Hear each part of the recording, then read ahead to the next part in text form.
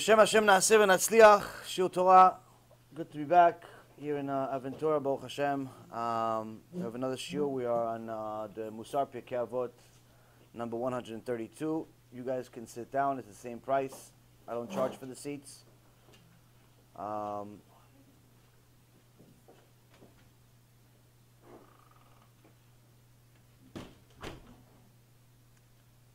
Baruch Hashem, we have a nice following of the series. Lots of people have been following it. Anyone that's followed it since the beginning, of course, has had some major changes in their life. I've seen some people go through an entire conversion, entire tshuva, marriage, kids, Baruch Hashem, a lot of good things. Be'ezrat Hashem, the Irgun Be'ezrat Hashem organization, anyone that always wants to see any updates and things like that, always check out the websites. There's constant updates. Today we posted some more pictures of the recent New York trip that we had. We're actually going back to New York in a few days for a couple of days. We have a shiur there on Monday at Torah, and then a big event on Siyum Shas on Tuesday that I was invited to speak for a couple of minutes there as well. Be'ezrat Hashem, I'm hoping maybe we'll be able to record that too. But the shiur today is continuing our Mishnah. It's a Mishnah 525, and just off the top of my head, it's yet the Ishmael just called it the life of a Jew, the journey of a Jew, and a Jewish life, life journey of a Jew. But we'll see where Hashem takes us, because this is a topic that you can talk about and write about endlessly. It all depends on what your perspective is. As I mentioned on Sunday in a shiur in Hollywood, people ask all the time, why is it that people that die and come back from death, near-death experiences, they call it in the medical world, why is it that sometimes they have different stories? Many of them talk about a tunnel, they see a light, they see darkness, they see Gehenom, they see angels, they see judges and so on. But, in general, it's the overall story for the majority of them, which have been already over 30 million documented stories. Majority of them are the same, but there's some wide variance between them. And as we explained briefly, is that a person only needs to understand the human mind in order to understand the answer. You don't need to understand the meaning of the dreams, the meaning of the near-death experience, the meaning of the Torah, or the meaning of life. You don't need to understand anything. All you need to understand is just simply how a person thinks, psychology of a person, and just know a little bit of math. So if you give one picture to 10 different people of whatever you want, it could be a tree, it could be a house, it could be a field, it could be a desert, it could be just one of those strange black batches of ink that the psychiatrists like to use to see what you define it as. One guy says it's a horse, the other guy says it's a tree, the other one says it's his wife, the other one says it's a son, the other one says it's a pig.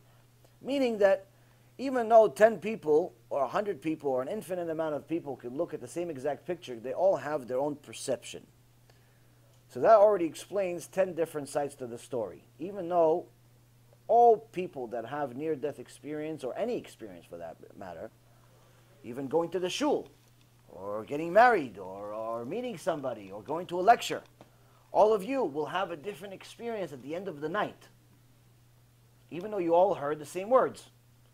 Assuming that you didn't play with your phone the whole time, assuming that you did not read another book if you're here, assuming you actually paid attention to the words that are coming out of my mouth, you all heard the same thing.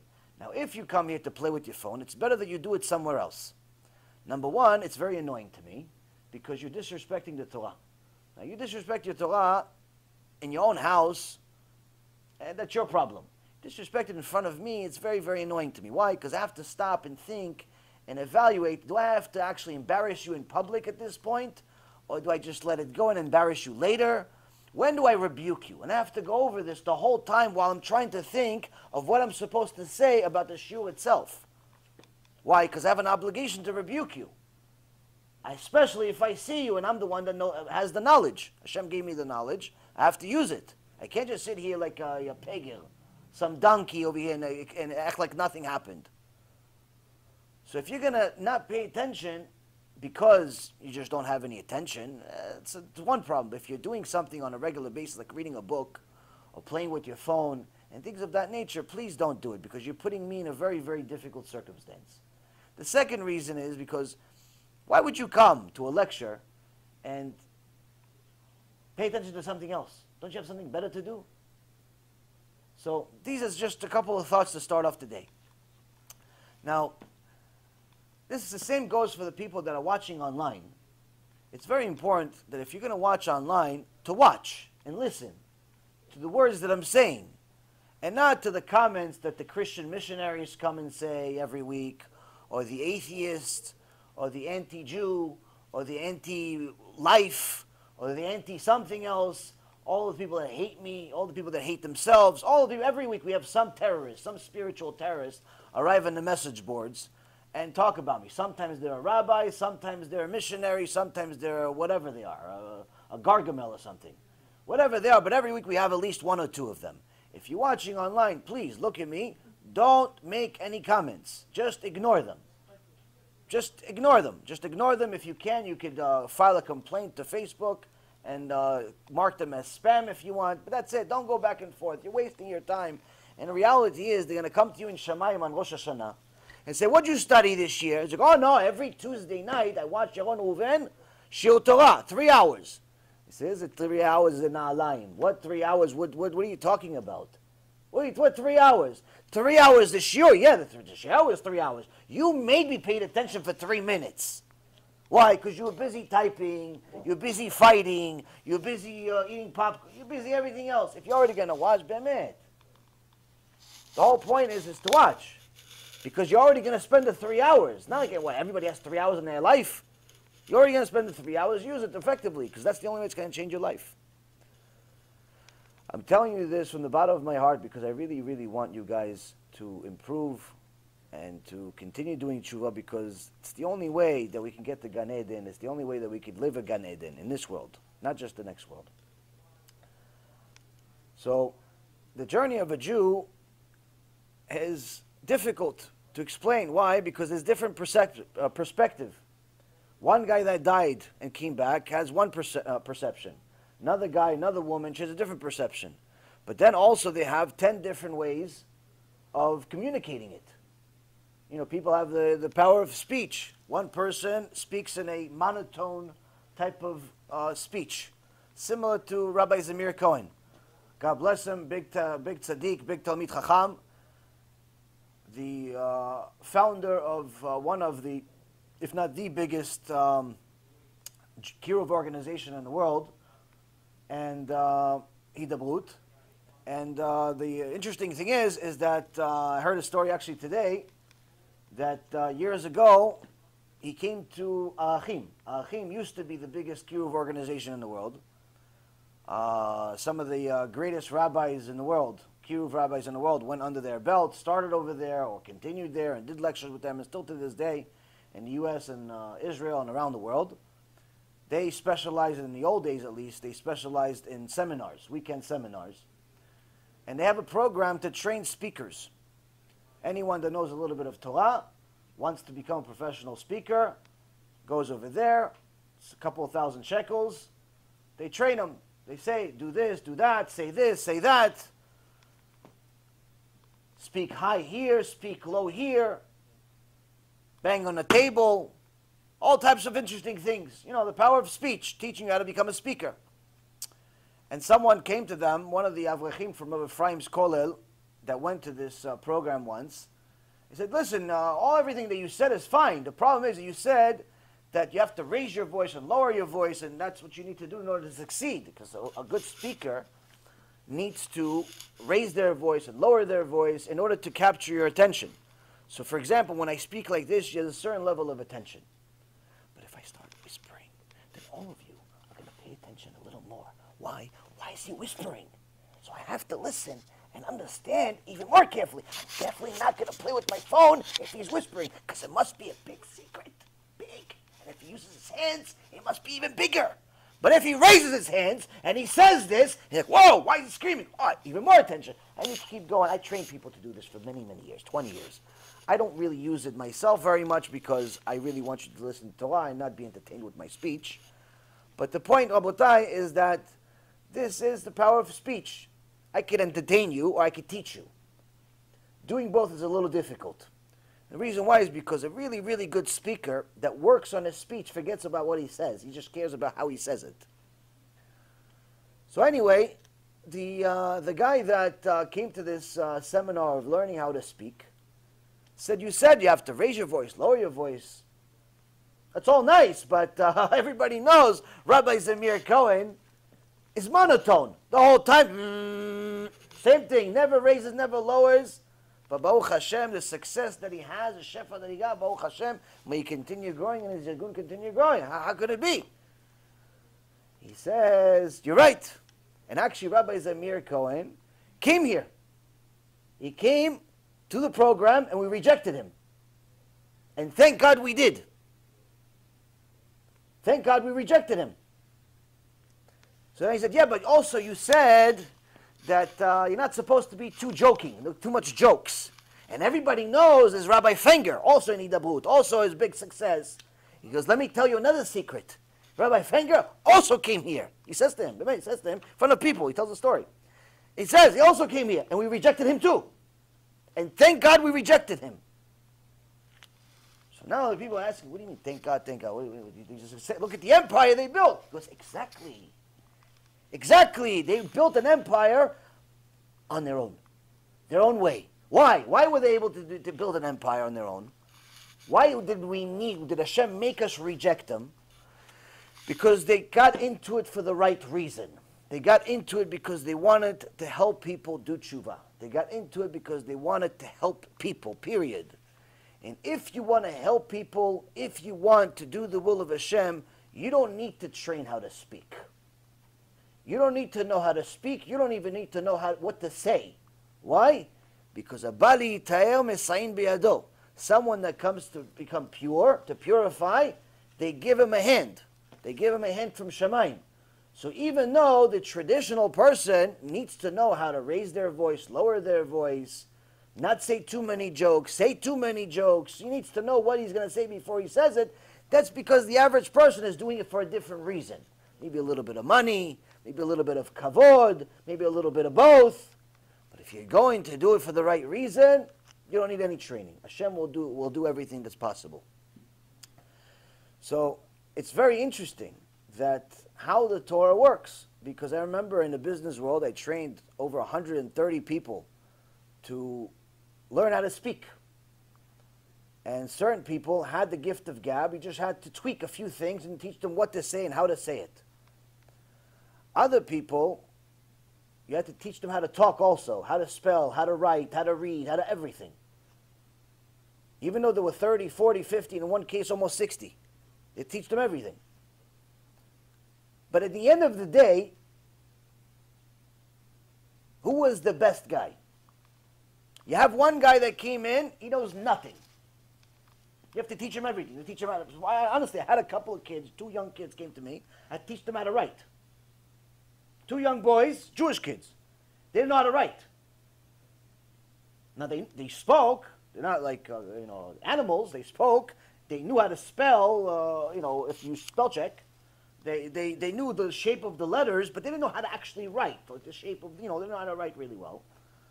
They didn't really know how to speak so well. They were very young, very much like right off the tree. A little apple, still hasn't grown 3 years. Nothing. Little baby. Went to high school, but apparently the high school forgot to educate them. I don't know. And then I have some people that are in the middle, 30, 40 years old, think they're hot shots. And then I have the oldest employee I think I had was almost maybe like 60, 57, 58. It's kind of strange being 25. Your employee's almost double, old enough to be your grandfather. Who was the best guy? You have one guy, it's almost 60, he's got a lot of experience. Doesn't know how to speak too well, but he got a lot of experience. You got the 30-year-old, he's, middle. He's got some power, he's got some energy, he's got some experience. And you got the 18-year-old. Barely knows how to scratch his head. Which one's the best one, Abutah? Who are you going to get? Experience. 18-year-old. The one? They're all starting from the bottom. The one that was afraid of me. Huh? Ones that listen the most. Ones who love. No one trades stocks. You don't come to a brokerage firm to trade stocks. You come to sell. Trading stocks is for people that are experienced, that are already in the business for many, many years. That's the illusion that people think. You go into work for Goldman Sachs, they're actually going to give you money to trade. They give you coffee to go make them. That's what you do for the first 3 to 5 years. You don't trade anything. Trade yourself on the internet with your $0. You don't trade anybody else's money in the beginning. No one's crazy enough to give an 18 or 20-year-old or any beginner any money to trade. So the answer to save the time, Rabotai, it's had nothing to do with the age. The 18, the 30, and the 60, it's irrelevant how old they were. The one that succeeded was the hardest worker. That's it. Who was hungrier? Who wanted it the most? Who was willing, not just hungry in aspect, I want millions. No, everybody says I want millions. Everybody says I want millions. I'm not talking about that. That's just a wish list. Everybody has a wish list. I'm talking about hungry by what am I doing to get the million? What am I doing to be successful? That's what hungry means in the world. When you go into the business world or into any world and they say who's hungry, they're not talking about who wants to eat. No one is asking you if you want to eat. Because if they ask you if you wanted to eat, they just give you food. They don't need to ask you because of course you want to eat. You're an animal that eats. When they ask you who's hungry, say who's willing to do what it takes to get things done. So the one that was willing to do what it takes to get things done was the one that won. Time and time again. Unfortunately, out of 135 people, the vast majority of people, they all got the training, they all got the efforts on our end, but unfortunately most of them failed. And the reason why is because they all wanted to eat, but they weren't hungry. Everybody wanted the millions. Everybody wanted to be the boss. Nobody wanted the bills, though. Nobody wanted to come and wake up at 6 or 5:30 in the morning to get to work at 7, to be ready at 8 on the phone, and make sales until 8 o'clock at night for 12 hours straight, maybe with a half-hour break in between. Nobody wanted to do that. Everybody wanted the easy money. They wanted the $1 million already. Can you just write me the check in advance? I had one guy, first day on the job. Can you write me in advance? First day on the job. He's in my office for 3 hours. Can you write me in advance for this 2 weeks? Can you pay me in advance? So, a lot of people want the prize, but very few want the actual, to do what's necessary. This is not a new creation. This, unfortunately, it's more prevalent today. It's more common today than in the old days. In the old days, they wouldn't even entertain somebody that's lazy.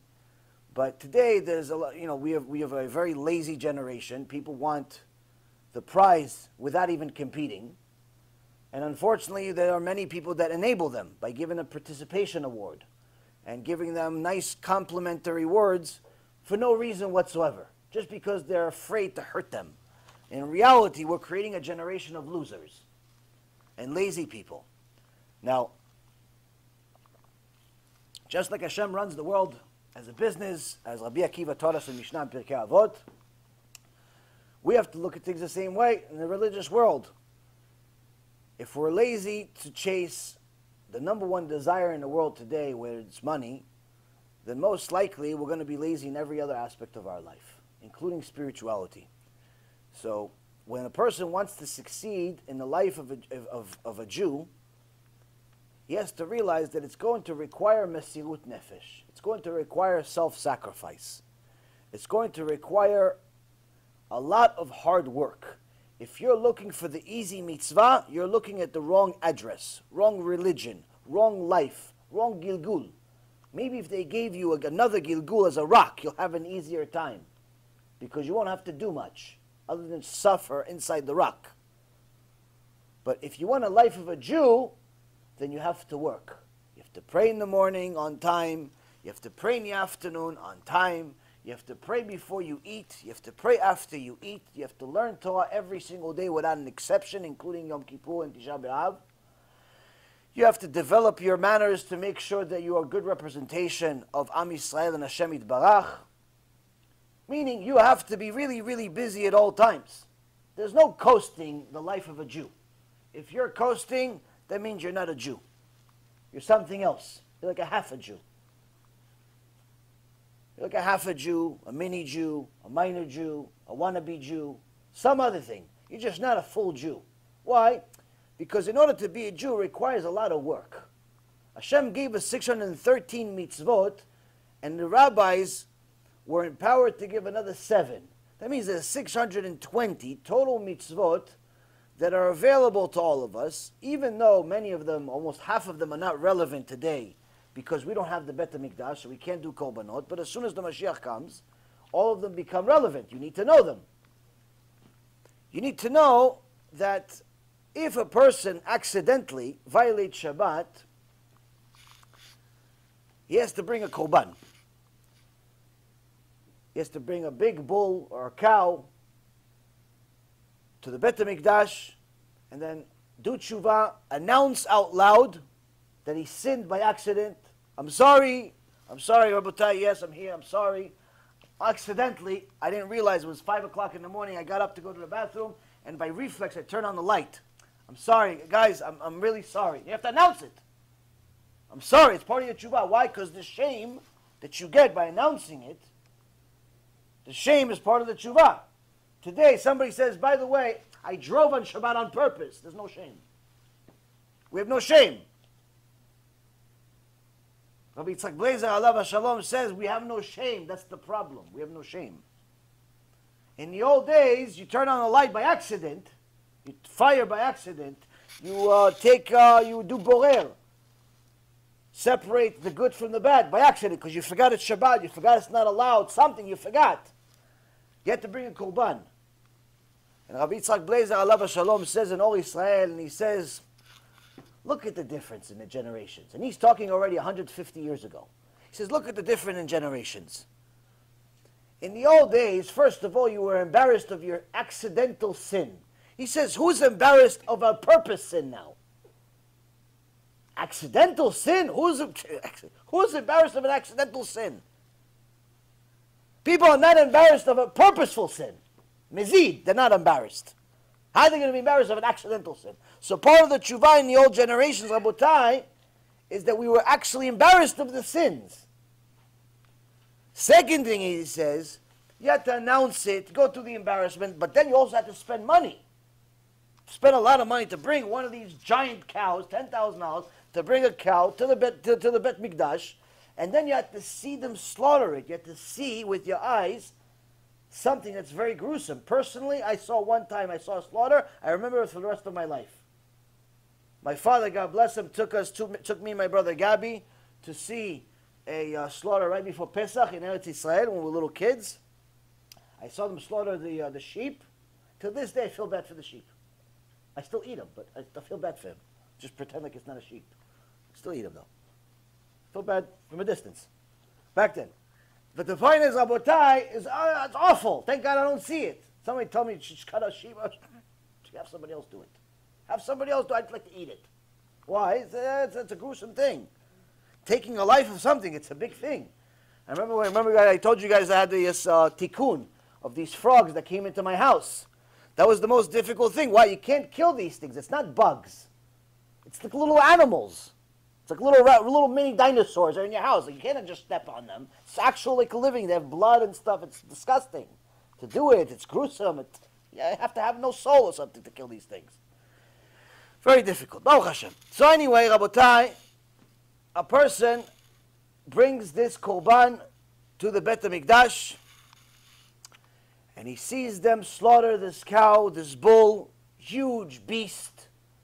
If you ever see one of these things online, how they slaughter them, Shem Yerachem.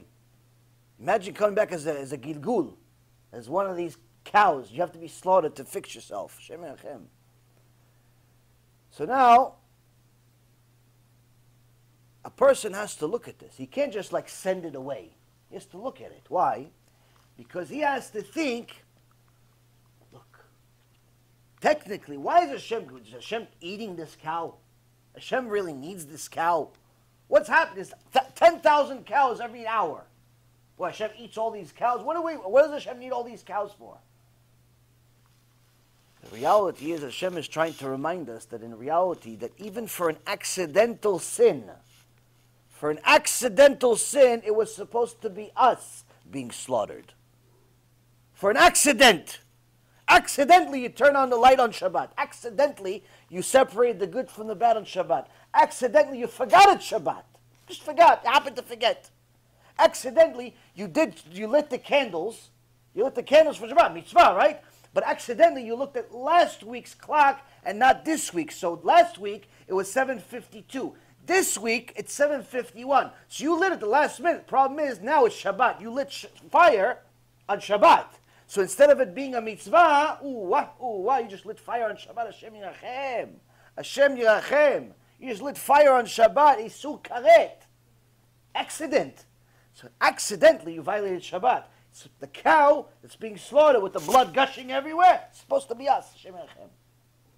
So Rabbi Yitzchak Blazer, Alav HaShalom, says, if that's the punishment that we're supposed to get for an accident, what are we going to get for on purpose if we don't do tshuva?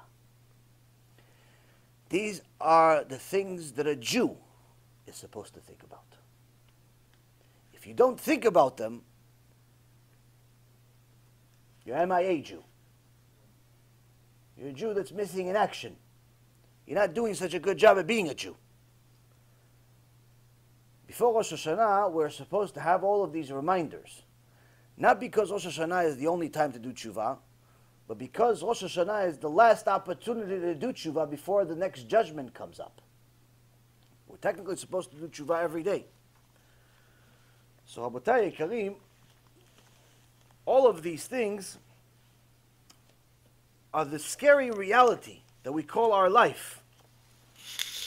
But the good news is, if we do all of these things, Hashem promises us wonderful blessings. In this week's parasha, Parashat Ki Titzeh, it says, Ki titzeh lemilchama al oivecha. You will go out to war against your enemy. And the Baalei HaMussar explain, who is your enemy? Your enemy is the Yetzer Hara. The Yetzer Hara. Yetzer Hara is the biggest enemy that you could possibly have. Not only because the Yetzer Hara is one that is constantly putting you in a risk to lose Olam Haba by trying to convince you to violate Shabbat, by trying to convince you to wear a tight dress or a tight shirt as a woman, or even as a man, by trying to convince you to be promiscuous, by trying to convince you to eat things that are not kosher. He's constantly trying to convince you to do things. Not by putting the argument in your head and starting to say, do it, do it, do it, but just simply putting the Kit Kat with no kosher stamp on it. Putting the mayonnaise that has no kosher on it. Like, yeah, but it's just mayonnaise. It's eggs. It's nothing. It's mayo. Like, what could possibly be wrong with mayo? Like, why can't I just eat mayo without a kosher stamp on it? What is it? Rabbis didn't get paid, so that's why I have to suffer? I already bought the thing. I already spent $7 on it. I already spent $7 on the mayonnaise. Why can't I eat it? I really want the mayo. Now, I can't eat the sandwich with the naknik, with the little cutlets on it, because I like it with mayo. But the mayo that I bought from Publix by accident didn't have a kosher stamp on it. So why? I'm not going to have a sandwich? Of course I have to. If I'm going to have the sandwich, I have to have mayo. But I only have this mayo, and it's 12 o'clock at night. I can't have a different mayo. So what am I going to do? What are you going to do? Are you going to eat the mayo? If you eat the mayo, you have no yirat shamayim whatsoever. You believe that you're God if you eat the mayo. Because God said you're not allowed to eat the mayo if it doesn't have a kosher stamp. To take a risk on something that seems small is a big deal. Why? Because if you're willing to take such a risk that you're going to eat this mayo without knowing what's in it, that means you care less about the sins that are accidental, to such an extent that you also care less about sins that are on purpose either. We're so far away from the truth in that scenario that if you're asking whether you should eat something or don't eat something that doesn't have a kosher stamp on it, that means there's a lot of work to do. A lot of work to do. There are certain things, there are certain foods that do not need a kosher stamp. If you want to know which ones they are specifically, you go to the kosher websites. They'll tell you exactly which ones they are, because there are certain foods that simply do not use anything. Generally, I don't recommend even eating those, simply because things change, and they're not obligated to report anything to the kosher institutions, since they're not signed up with them anyway. Like, for example, there was one guy that used to work for me, a religious guy. He used to drink Red Bull all the time. And one time somebody asked him, and I just overheard the conversation, and said, wait, now, how do you drink Red Bull? It doesn't have a kosher stamp on it. He goes, no, it's allowed, it's allowed. He goes, how is it allowed? He goes, no, it's allowed somewhere, it's allowed on the website. They said that Red Bull is allowed, and I believe it was posted on some website at the time, that it's allowed to drink Red Bull even though it doesn't have a kosher stamp on it. The problem with that mentality, though, is that you're going to continue drinking Red Bull or other drinks or other candies or other whatever, assuming that they don't need to have the kosher stamp on it. But what you don't know is that companies change. They change ingredients, they change employees, they change processes, they change everything. And if they're not signed up with the kosher institutions, they don't have to report anything. So what used to be okay may not be okay anymore. That's why I generally do not recommend eating or drinking anything that does not have a kosher stamp on it, unless that's the way you eat it, meaning it's like a vegetable. It doesn't have, there's no kosher stamp for a tomato that hasn't been cut. There's no kosher stamp for lettuce that hasn't been cut. If that's how it is, how it grows naturally, you don't need a kosher stamp. But if obviously there's human hands involved here, then you have to have a kosher stamp. But the point is, Rabotai, is that these little things are the constant test of the Yetzer Hara that is going to try to convince you every day to go against Hashem. Every day. That is the enemy. Ki titzeh lemilchama al oivecha. Your oivecha meaning your enemy, that's the Yetzer Hara. The other part of the Yetzer Hara is that he convinces you that it's okay, which makes it very, very difficult to do tshuva. Many people that have a difficult time doing tshuva, it's not because they don't believe that God is real. It's not that they don't believe that there's reward and punishment. The problem is that they don't believe that there's anything wrong with what they're doing. A person can look in a mirror and see nothing wrong, even though he has a horn coming out of his forehead. He doesn't realize there's something wrong with that. He thinks, no, it's just today. It's just a bad hair day. Like, he just won't realize there's anything wrong in himself. There's a lot of people like that they don't like to get rebuke. And Shlomo HaMelech explains that a person that doesn't like rebuke is dead. It's considered dead. Why? Because if he doesn't like rebuke, there's no way that he could actually do tshuva. If there's no way that he can do tshuva, he's considered a rasha. And a rasha is considered dead during his life. Now this is simply in regards to the Yetzer Hara trying to get us to lose Olam Haba. Most people don't really care about Olam Haba, let's be frank. Why? It's far away. Who do you know that came back from there? All types of nonsense talk like that. What most people don't realize is that the Yetzer Hara is also trying to make sure that you lose this world too. And that's the part that a secular person or a half-religious person or a person that's simply not glued to Hashem is just not going to see, realize, or even think about. The average person does not realize the magnitude of the influence that the Torah will have on their life here. They think, and I remember my own mindset, the life without Torah is more fun, more free, enjoyable. You could do whatever you want. You don't have to care about anything. Free thinking, free spirit, free. The average person thinks that their life is drastically better with less mitzvot. They even make some people even go to the level of making videos about it, of celebrating how they relieve themselves of the mitzvot, or they don't want to keep mitzvot, they never kept mitzvot. Anyone that celebrates leaving was never actually there to begin with. They just wore a costume and pretended to be. Because anyone that actually lives a life of Torah, a real life of Torah, by definition, would have to be one of the happiest people that you know. Because the Torah is what provides happiness. It's the only thing that can provide happiness in this world. Nothing else can provide you happiness. Everything else can provide you like happiness.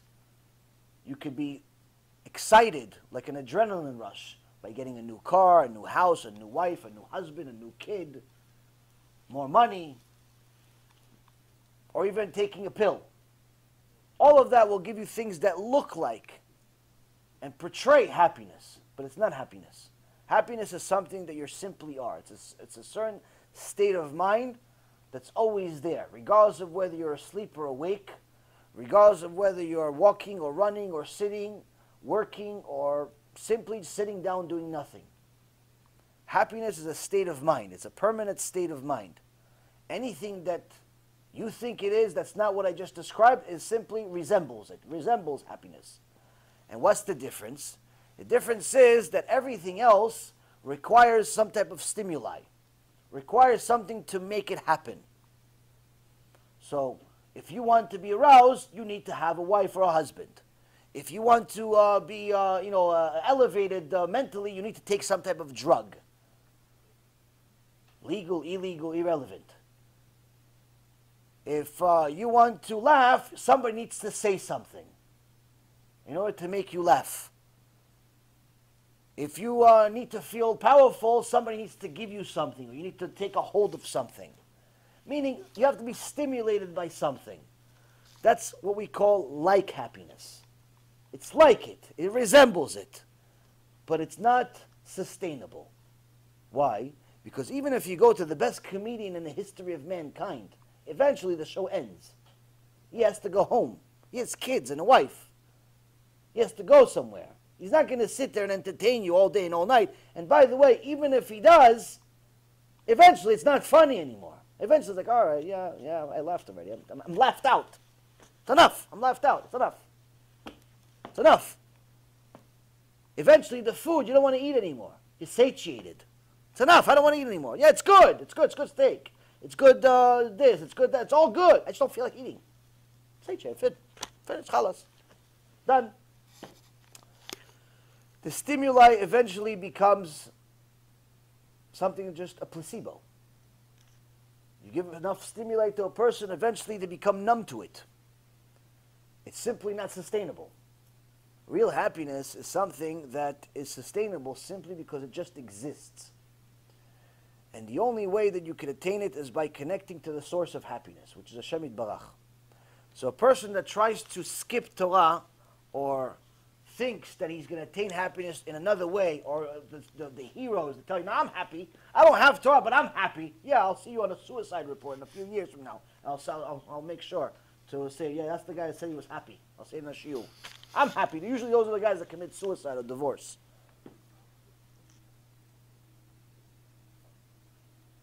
There's simply no other way. You will never meet a happy person that does not possess Torah.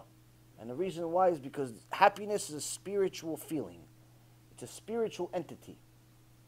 You cannot sustain it with physicality.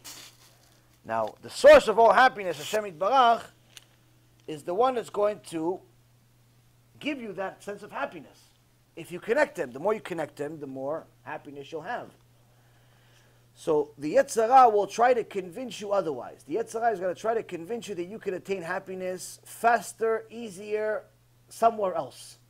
And he's very, very good at his job. Because he makes you convinced that your happiness is available faster and easier elsewhere. And he proves it to you. How? He gives you a high. You eat food that's not allowed, it tastes much better than the food that is allowed. You went out with a girl that's not allowed, she's much prettier than the one that is allowed. You made money that's not allowed, it's much better money, much more money than the money that is allowed. Shlomo Melech calls it, Maim Gnuvim Imtaku. stolen water are sweeter. He makes you think that you stealing money is going to get you to succeed much faster. He doesn't talk to you about or remind you of the potential life sentence that you'll be in jail for stealing this money, or the eternal sentence that you'll be in Gehenom for it if you're lending people money with interest, like some of these, unfortunately, so-called religious Jews that started these lending businesses, and they are not careful enough with lending to other Jews. To be in a lending business is 100% perfectly legal according to the Torah, as long as you're lending to non-Jews. But when you live in a country that has 6 million Jews, if you're a religious person, you have to literally be careful and have it as part of your application, which is actually illegal. But you have to find a way to find out if this person is a Jew. Because if he's a Jew, you're not allowed to lend them money with interest. You could lose Olam Haba. But a lot of people just don't consider this. Why? Because they're, no, but I'm helping them. No, but it's a shtar iska. It's a star this. And they make all these excuses of why they're doing what they're doing. In reality, they're not seeing the wrong in themselves, because they're saying, yeah, but even if I lend it to him and he wasn't a Jew, it's by accident. Yeah, but don't you realize that for an accidental sin you would have been slaughtered in the Bet Mikdash? Everybody makes accidental sins like they're not a big deal. Like as if nothing happens. Oh yeah, it's just an accident, so Hashem just lets it go. No, no one said that. No one said that Hashem just lets go accidental sins. It's just a lesser punishment. It's a punishment. It's not like nothing. Oh, why, you killed somebody by accident? Nah, no problem. I know that's the one. Go, go, go. Why, you stole $100 million by accident? Ah, no problem. It's okay. It's okay. I'll pay for it. Got you.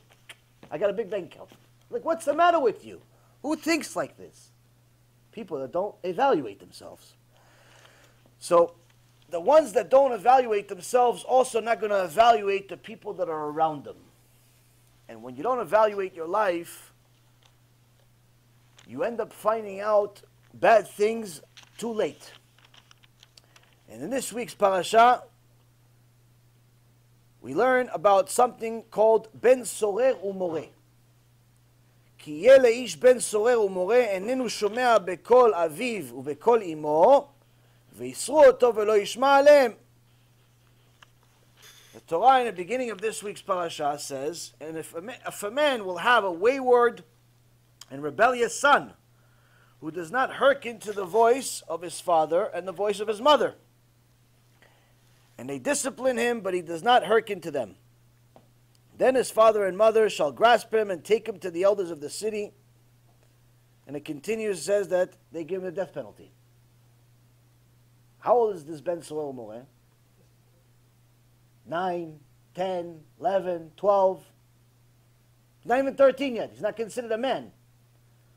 A man, according to the Torah, is 13 years old for a man. And we get it from the book of Genesis, when Shimon and Levi went to take revenge against Hamor that raped their sister Dinah. And it says that Shimon and Levi went to attack him. Ish becharvo. Ish becharvo is each man with a sword in his hand. And so the Midrash says that each one was considered Ish. Levi was 13 years old. He was the younger one. So that already shows us that at the least 13 years old is considered man already, according to the Torah. That's where the term, that's where 13 years old comes from, if you ever want to know. So, this Ben Sorer Umoreh is not an Ish. He's not 13. He's younger. He's 12, 11, 10, 9. But he doesn't listen to his mom or dad. He drinks alcohol. He eats meat like an animal. He does whatever he wants. He yells at them. He does whatever he wants. They bring him to the Chachamim kill him. Everybody stones him to death, kills him. Now, how did this all start? How do we get to this? How do we get to such a person? If you notice in the beginning of the parasha, it talks about how Hashem says that there is a permission that I'm going to give you, that if you go to war, and there is a non-Jewish woman that you like, you find her pretty, and you want to be with her, then you have to go through this whole process. First, you have to uglify her. You have to shave her hair. You have to make her grow her nails, let her mourn her father and her husband because you killed them for a month, and after that you're allowed to be with her. So the Torah says, this is such a strange mitzvah, like why would Hashem allow this? This is the one time in the Torah that Hashem simply knew this Yetzer Hara that a human being cannot overcome. Unless I told him it's allowed. Why? If he's in a fight, if there's a war, in a war you have a lot of adrenaline, you have a lot of fire. After the fire, after you kill this one, kill that one, you saved your own life, so on and so, everything happened. Finally there's peace. You see some beautiful woman, you have all this adrenaline, you have all this testosterone running, you want something. If I say not allowed, then what happens? All of the soldiers, all of IDF become sinners. Before they came to war, they were only allowed to go to war, according to the Torah, you're only allowed to go to war if you're tzaddik. You're only allowed to go to war if you're tzaddik. David HaMelech says, if you spoke between putting the tefillin of Rosh, the tefillin of Yad, he wouldn't allow you to go to war. Why? You definitely die and kill other people. Meaning that all of the soldiers of Am Yisrael were tzaddikim. Not even a minor sin. So how am I going to send a tzaddik to war to protect Am Yisrael, and then he's going to go sin with a goya? No. So I have to make, Hashem said, I have to make it allowed. Make it allowed. But then he says, by the way, if you end up doing it though, your son or daughter, problem. Your son is going to be a ben sorel moleh. Your son's going to be a wayward child. Which means, what does this actually mean? Sometimes there are things in the Torah that are allowed, but it doesn't mean that it's Hashem's will. It doesn't mean that Hashem wants you to do it. Sometimes you're allowed to do certain things, but you shouldn't do it anyway. So I'll give you an example. You're allowed to send your kids to a kindergarten if they're 2, 3, 4 years old that's mixed. Boys and girls playing together. You're allowed. Halachically speaking, you're allowed. But you shouldn't. You shouldn't. Why? Because little kids at that age are little copy machines of their parents. And the kindergarten teacher doesn't actually decipher whether their parents are religious, not religious. This one's Haredi, this one is Satmar, this one is Chabad, this one is Chiloni, this one is atheist, this one is whatever. The kindergarten accepts them all. And if the kid sees Ima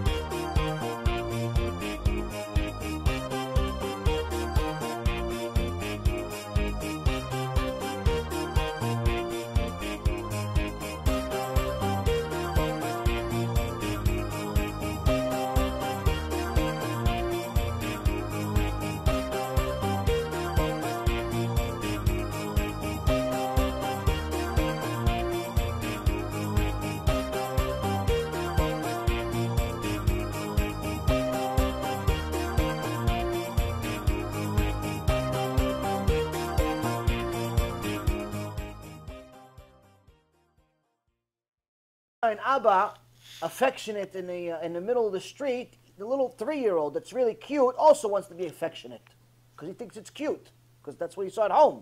Now, if you're trying to have Yirat Shamayim, you're trying to do tshuva, you don't want your kids, your little cute daughter, to be touched by a 3-year-old boy because even though he doesn't mean anything dirty, he's just a cute little kid. He's 3 years old for heaven's sake.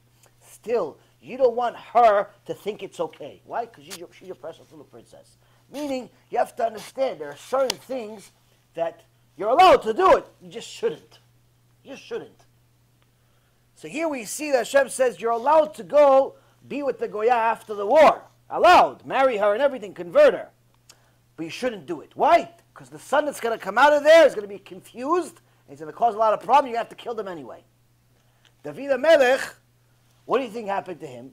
Kodesh Kodashim David HaMelech. He made this mistake. He made this mistake, and from him we learn the principle of what happened here. Avshalom came from a woman of war, and Avshalom wanted to kill him.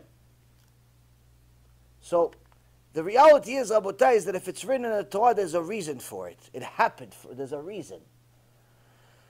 So a person that does not have Hashem Yitbarach glue, he's not glued to Hashem Yitbarach in his Torah on a day-to-day basis, he thinks that he's freeing himself from all this responsibility. He doesn't realize that he lives like a goy. Therefore, it's almost a definitive, it's almost guarantee that all of his kids are going to be Ben Soel Umore.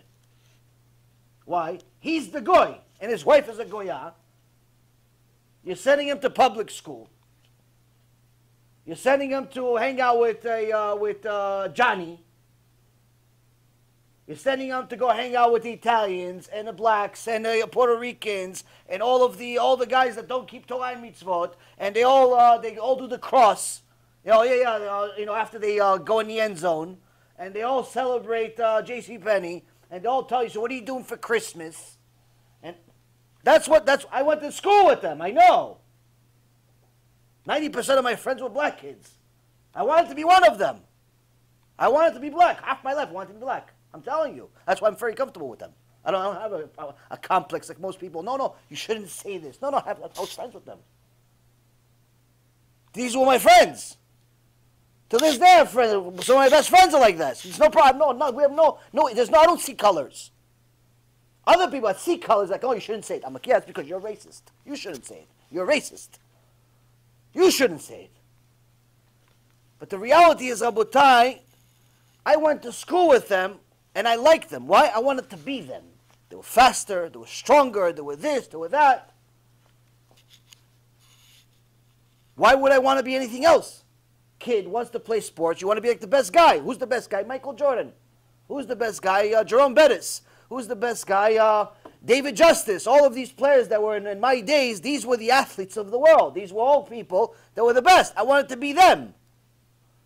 You send your little Shmuley to a public school, and little Shmuley wants to be Johnny. He doesn't want to be Shmuley. So you think that you're escaping some religious freedom. You're escaping some religious hierarchy of some kind. You're freeing yourself from it. In reality, all you're doing is you're creating a Ben Soel Umore. Because eventually, the non-Torah life is going to show its colors. And your kid, when you tell him to go clean the yard, he's going to tell you, you go clean the yard. I'm going to play with Johnny. When you tell Johnny to do his homework, when you tell your little Shmuley that now calls himself Johnny, make sure to clean your room. Nah, not really. I'm actually going to take the car out. But you're not allowed to drive. Yeah, I could drive. It's okay. See ya. All of a sudden, the little kid doesn't listen to the parents. The little kid is not really a little kid anymore.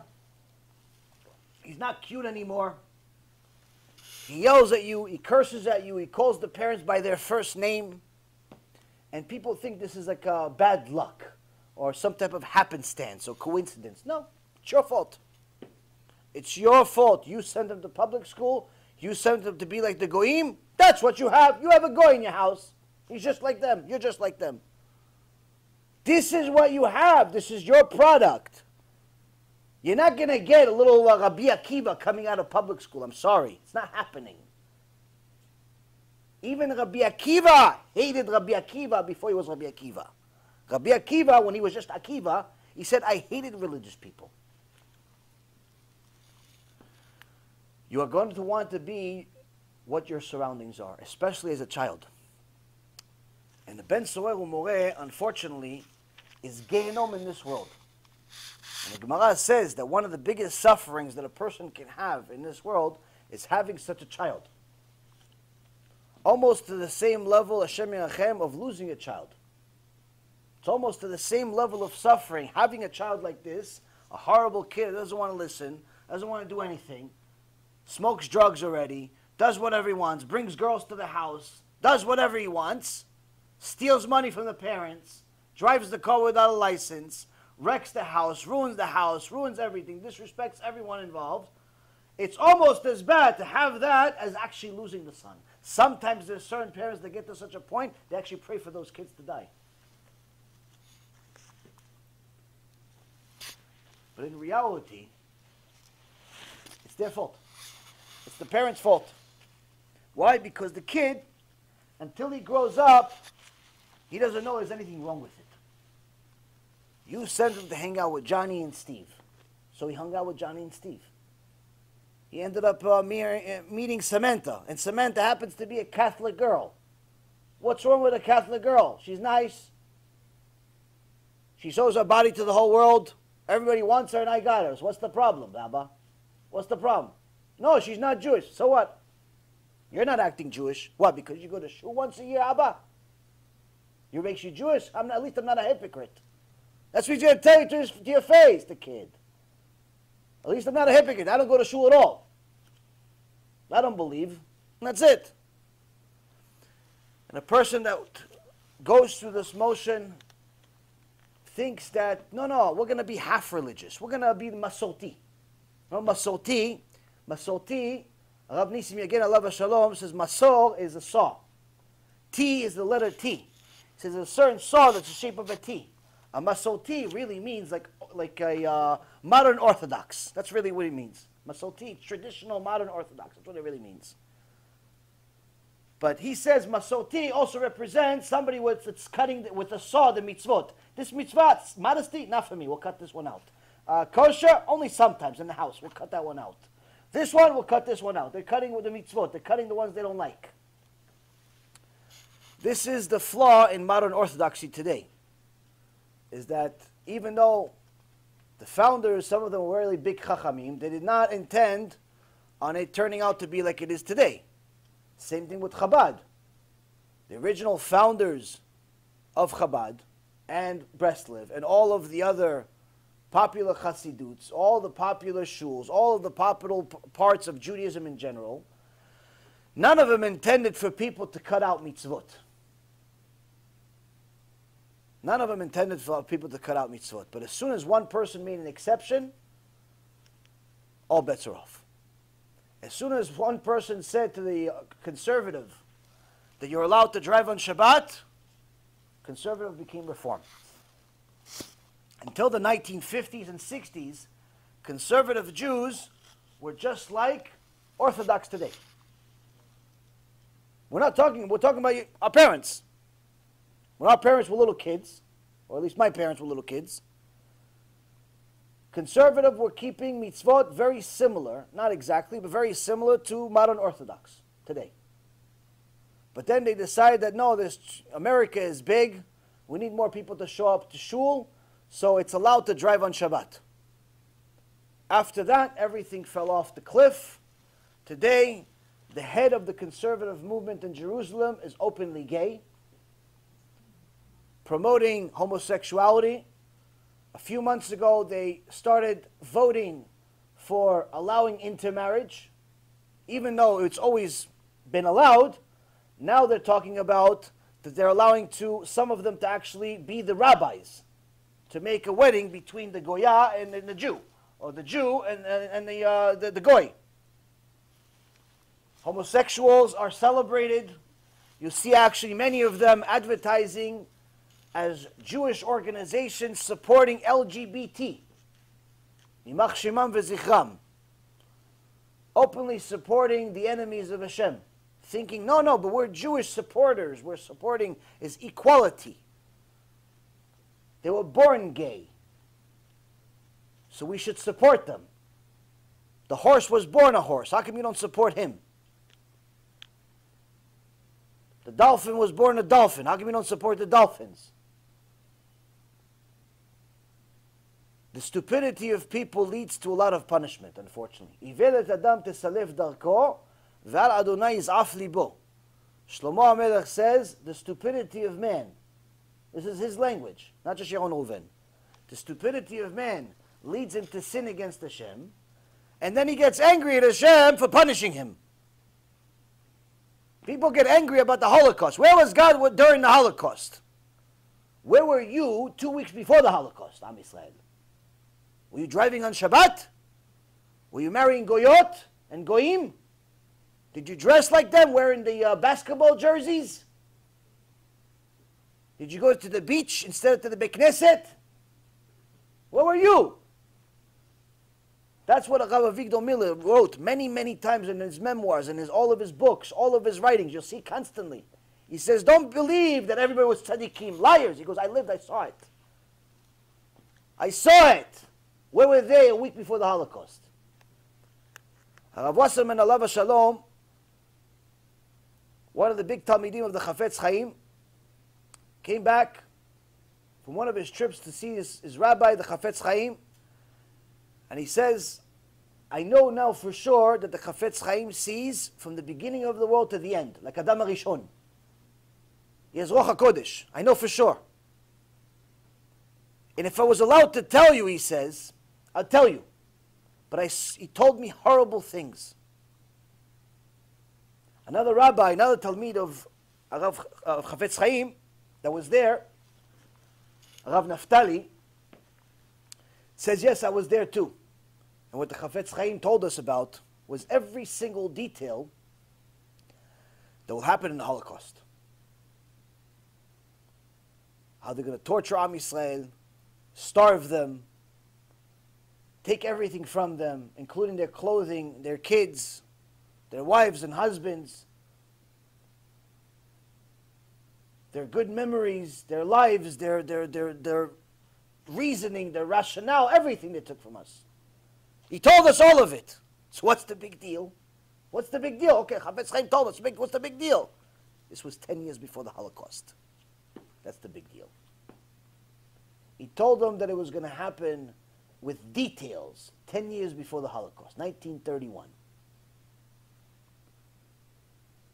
Rabotai Yekarim, when you look at pictures of the Chofetz Chaim, you see a little Jew. You see a little guy, tiny little guy, with beard all over the place. Doesn't look like anything special. If he walked around today, people would think he's homeless. If he walked around today, nobody would even listen to him. Who is this guy? What does he want from us? What is he saying? Does he speak English? Speak English, sir! Who is this guy? No one would listen to him. But the Chofetz Chaim was Kodesh Kodashim. One time, Rav Wasserman says he used to have meetings with Rav Kotler, another Talmid of the Chofetz Chaim. And he says each time they would compare stories. Rav Kotler told him, for sure, Chofetz Chaim has Ruach HaKodesh. He goes, no. He goes, listen, the other day, I was with him, and they were talking about something completely different. Completely, he was talking about something, there was other people just talking about something completely different. Out of nowhere, the Chofetz Chaim just stops what he's saying, and he says something completely unrelated. He says, but you do know that anyone that starts the Gemara Masechet Zvachim and doesn't finish, ooh, wow, what a punishment that is. It's really, really bad in Shemaim. And then he continues talking about something completely different. And this, and that, and that. It had nothing to do with anything. Rav Kotler says, I started Masechet Zvachim. And I didn't finish. I didn't get to it yet. But I didn't tell anybody. I didn't tell my wife. I didn't tell my kid. I didn't tell no one in the world other than Hashem Yitbarach knew. How did he know? Rav Wasserman says, it happened to you too. Same thing to me last time. I also, same thing, I said different Gemara, different Masechet. We were talking about something else, and he out of nowhere he says, but you know, this Gemara, Masechet Moed Katan, you have to finish it. And then he continues, it's like, it has no relation to anything. But you could only see and do and when you're Kodesh Kodashim. These stories are wonderful. You may have heard some of them. But there are some stories that people don't like to talk about. Either because they're too mystical or too politically incorrect. The Chofetz Chaim, Baruch Hashem, has become a banner in the religious world today. People love to talk about Lashon Hara even though virtually no one keeps it. It's almost like an imaginary mitzvah today. People love to talk about it, but how many people actually keep it?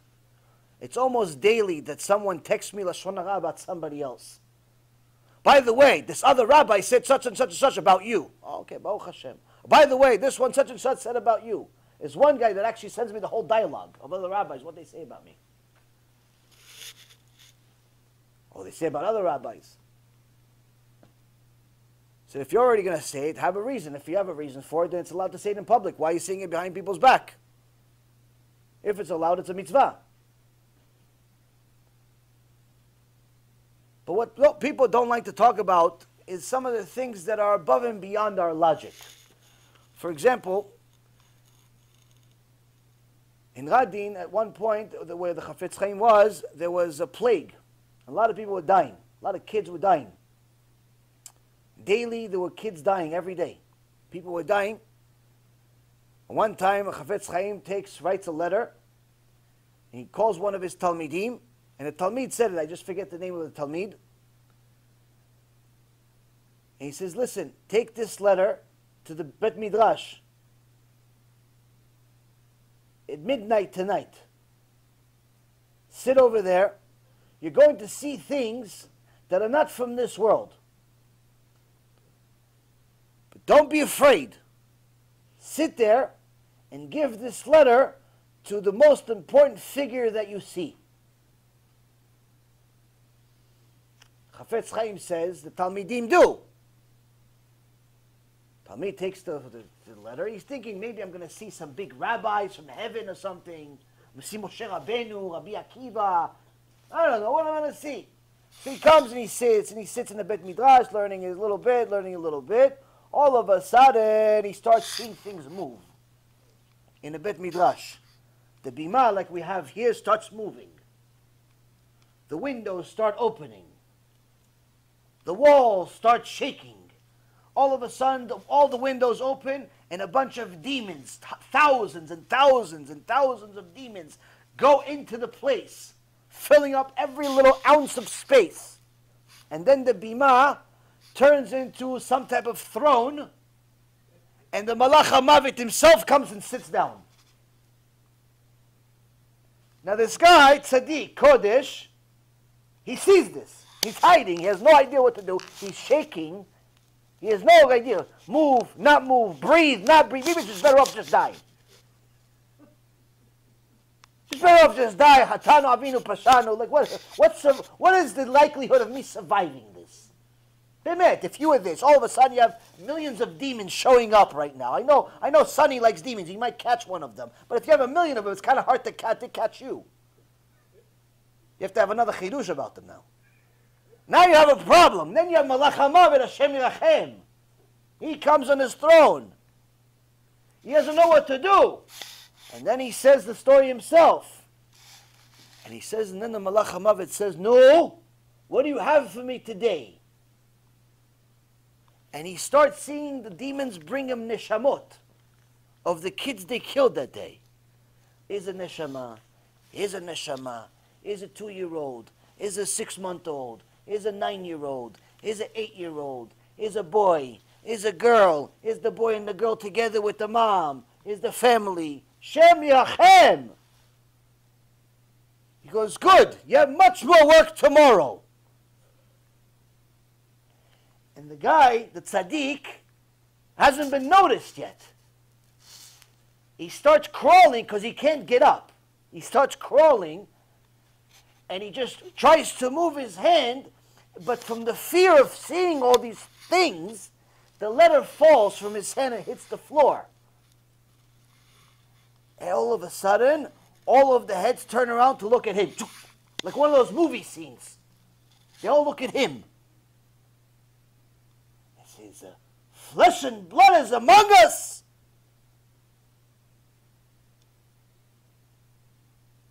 He just points at the letter. Can't speak, can't do nothing. He's skin. He's already doing vidui.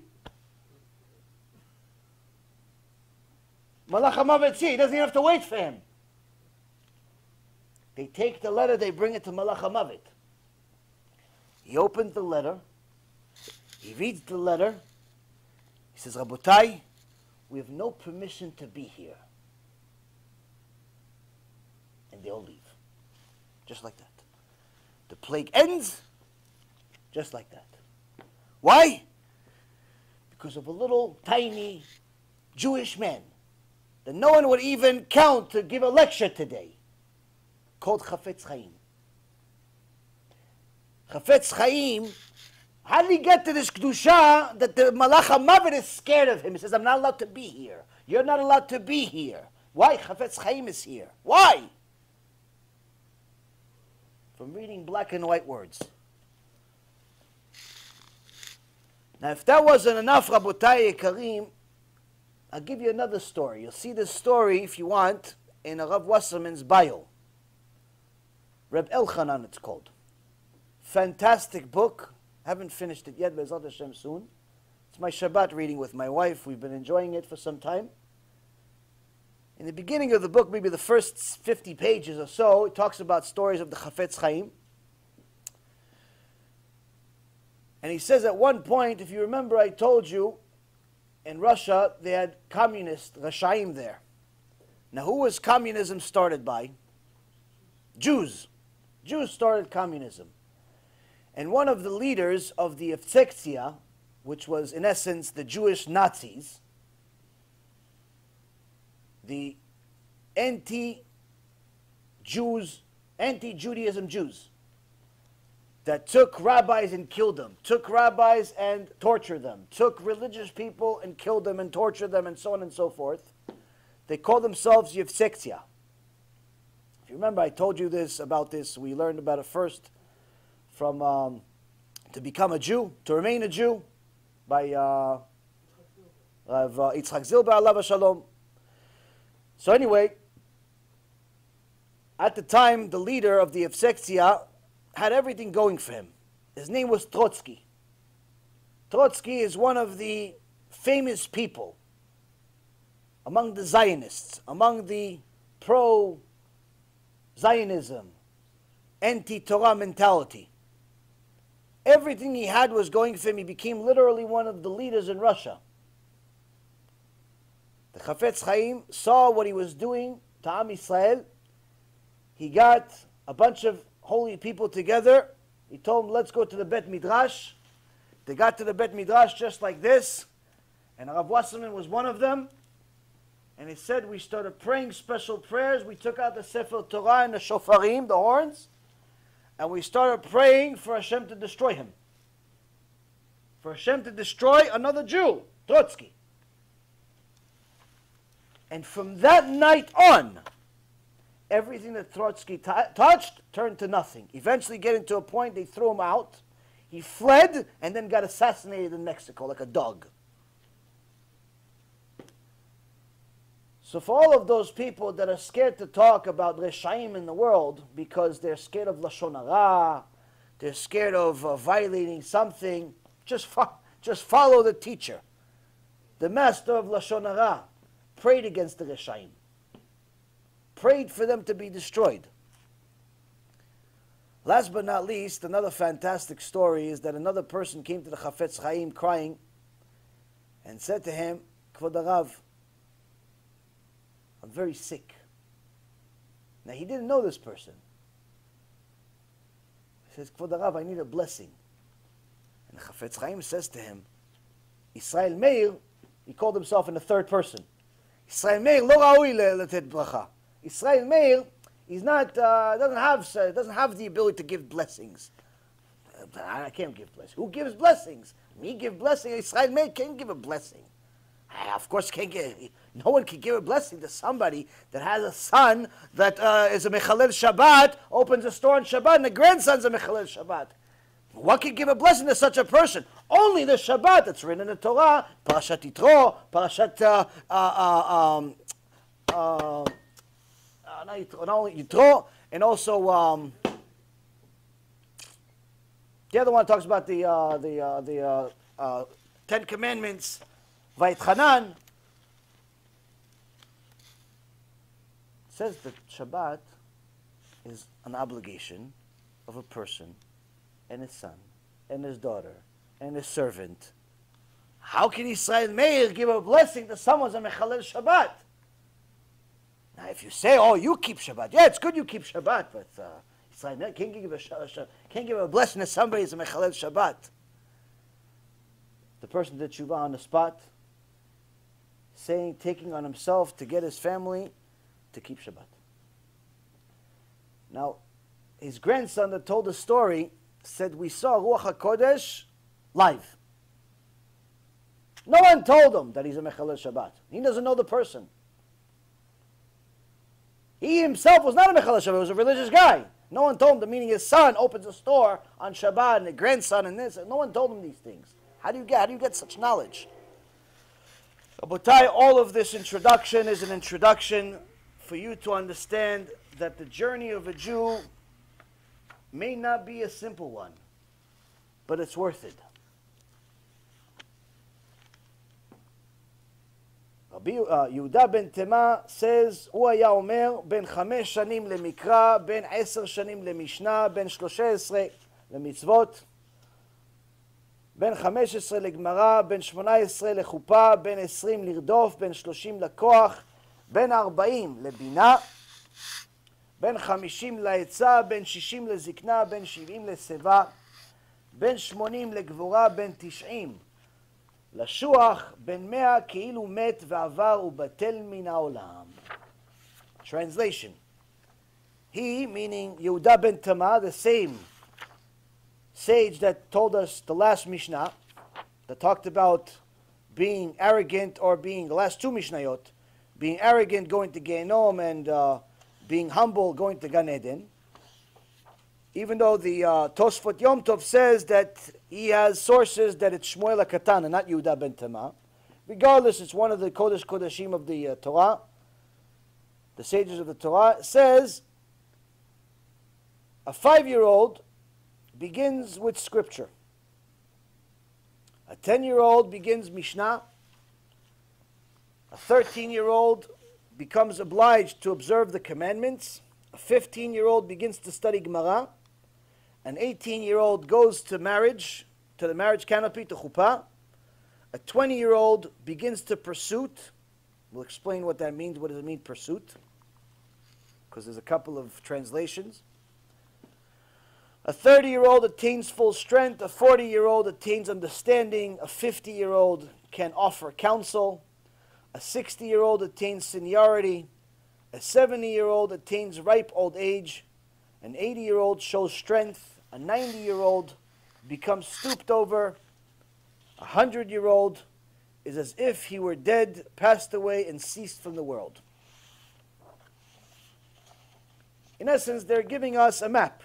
What does the life of a Jew look like? Now, what about the old tzaddikim that lived till 102 years old? For example, like Rabbi Yashiv, Alav Shalom, died at 102 years old, I believe. At the same time that he died, Bibi Netanyahu's father died also. He was also 102 years old. Now, if you saw the Rabbi Yashiv before he died, Kodesh Kodashim, sharper than any of us could ever be. You combine all of our brains put together, make a little mishmash out of it, we're not even equal to 10% of his. A minute before he died. Sharp as a knife, as a sword. Well, it says over here, though, that someone at 100 is as if he died already, someone is 90 already, he's bent over. So what does it mean? This is not referring to the tzaddikim.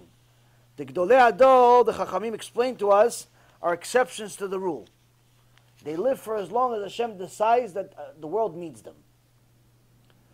But you see that the life of Rav Elyashiv, for example, when he died,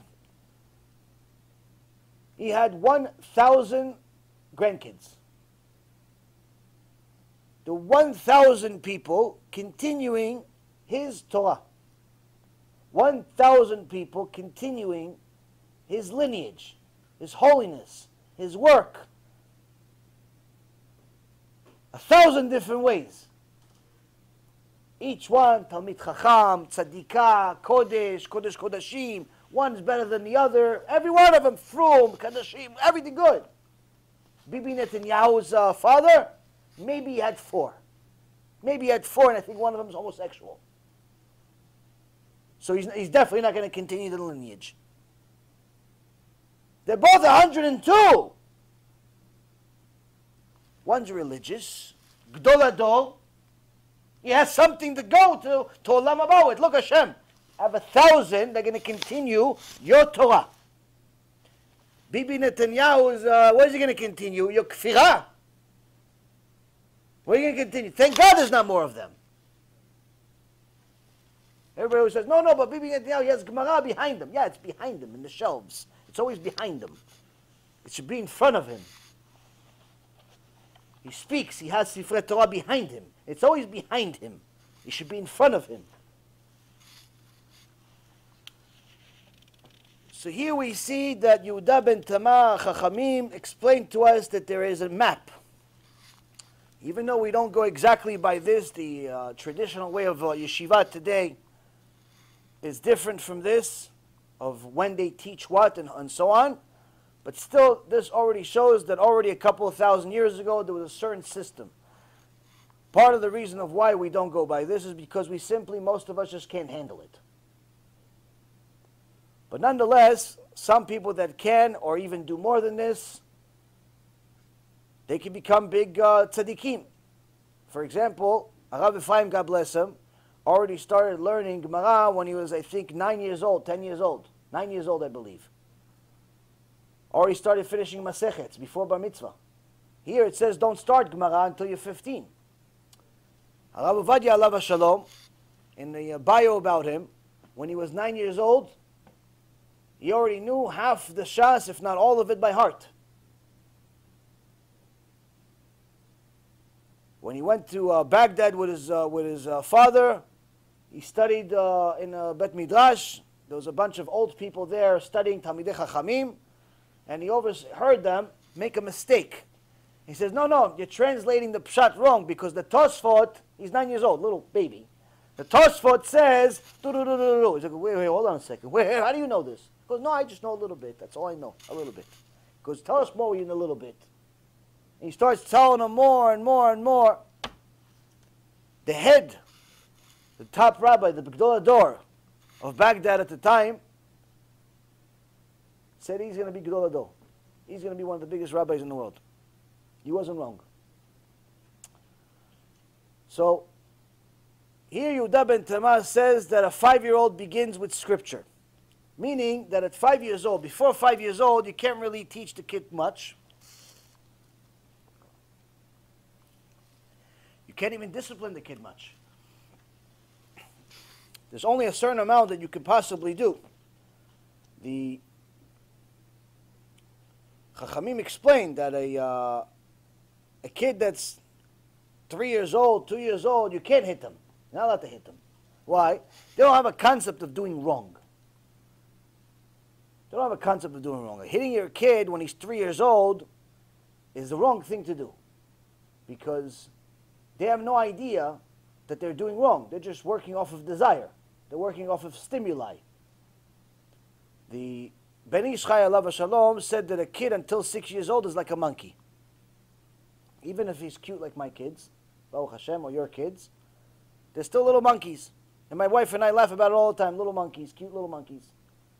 We love them just as much as you love your kids. But people that pretend that their kids are special and special and special, okay, and because they're special, everybody's kid's special. But because your kid's special, he's allowed to ruin the Beit Knesset, and no one's able to learn or pray because of him. That's not special. That's annoying. There's nothing special about it. Reality is there's only a limited amount of discipline that you can give your kid when he's 3 or 4 years old. So to bring that 3 or 4-year-old to the Beit Knesset is the wrong move 100% of the time. Unless he's naturally a very, very quiet kid. There's certain kids that are just really, really quiet. They just don't talk. You start becoming scared. Maybe they're not able to talk. But there's some kids like that. It's rare, but there's some kids like that. But if your kid is like an average 3-year-old, 4-year-old, don't bring him to Beit Knesset. It's not a mitzvah. It's not a mitzvah. Why? Because your kid's going to run around like all the other kids and torture everybody else. Especially people like me that actually try to pray. So, before 5 years old, we're limited.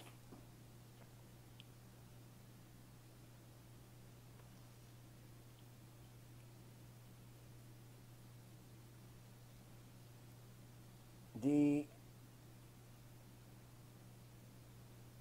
other thing that it's talking about is that Rashi explains that after the 3rd birthday,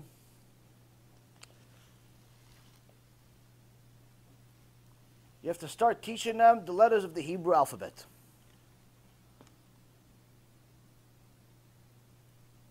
So as soon as they turn 3, so that begins their 4th year, you start teaching them Aleph Bet. Also the vowel system, Why? Because by the time they arrive to their 5th year, they should already be able to start reading. Because at 5 years old, they have to start learning the 5 books of Moses. Bereshit, Bara, Elokim, et Hashemayim, v'et haaretz. Now, of course, they're not going to understand the meaning of every single word, but they need to be able to start making the sounds. They need to be able to have some type of concept of what's going on. Now, in today's world, actually, there are certain parts that are much easier, and there are certain parts that are much more difficult than the previous generation. The difficult part is that we simply do not have the brain power like our forefathers. We just don't. People that think that we're smarter today than we were before are simply stupider than what they think. We're not smarter than the previous generation. There's no chance of that. There's no proof of that. In fact, it's the opposite. If you look at the level of innovation today versus the level of innovation of simply 100 years ago, you cannot compare. You cannot compare the two. 100 years ago, they came up with completely brand new ideas that didn't exist. Today, we come up with a new app on an existing platform that every one of the members of the 8 billion population knows. Today, we come up with a new way to count when everybody already knows how to count.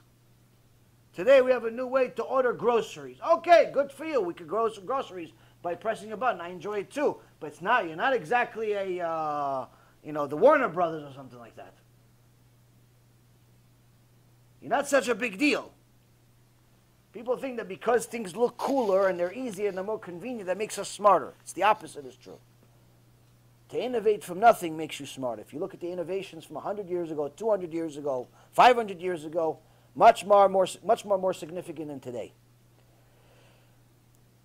So on that end, our brain power is simply not the same as it used to be. But, Baruch Hashem, Hashem had mercy on us, and learning has actually become easier. And the reason why is because, since we are, after all, very simple creatures in that aspect of it, Hashem gave us neshamot, and when we're little kids. When we're little kids, our brain is like a sponge, and you can teach a kid to memorize quite a few things in a very short period of time without much effort at young ages. The younger they are, the easier it is for them to understand. For example, I remember when I was 10 years old and we moved to the United States, I knew maybe 3 or 2 letters out of the alphabet. But within a few months, I spoke the language. Within a year, it became my first language. But if you bring a 20-year-old to America, he'll have broken English for the rest of his life. It may be good. He may be able to, if he reads enough books, he'll speak the language correctly, but it'll still never become his first language. It'll still never become a superior language. It'll always be secondary. Even though the difference is only 10 years. Like if it's 20 to 30, there's almost no difference. 30 to 40 is virtually no difference at all. 50 to 60, it might as well be no difference. But 10 to 20, lifetime of a difference. Why? 10 is the end of childhood. 20 is already the beginning of manhood. 2 difference. Big difference. Big different brain. So the other aspect that makes it easier today is that you could teach your kids by using the technology that Hashem provided for us. I recommended some time ago, maybe about 6 months or 8 months ago, an online course that you can buy for about $40 or $50, very, very cheap and reasonable, by Rabbi Gold, to teach you the Hebrew language, the biblical language. It's an online course. I posted it online several times. I don't make any money out of it. I just like it, and I think it's very good. And quite frankly, it works. Even my little 1-year-old already knows most of the Hebrew alphabet now. Baruch Hashem. So if this is what you let your kids watch, they'll learn the language at 0. They'll learn the language at 1, at 2, at 3, and so on. Why? Because it's, they need to be stimulated by something. You can't just leave them in a cage all day and just wait for them to become 20 and start working. You have to do something with them. So Baruch Hashem, my wife, Eshet Chaim, so she provides them different education all day. And part of the thing was to learn the letters. So a little kid, little 1.5-year-old, knows the alphabet almost as good as me. It's unbelievable. How? He watches Rabbi Gold say Aleph. Why is Aleph? Bet, Gimel, Dalet. He points at all the things. Baruch Hashem, he knows all these things. So The Aleph Bet is supposed to be taught to a 3-year-old in that day because it was much more difficult. Somebody had to be there. Somebody had to walk them through it and so on and so forth. Whereas today, you don't have to necessarily nurse them into every single one of the steps. There are certain programs you can use.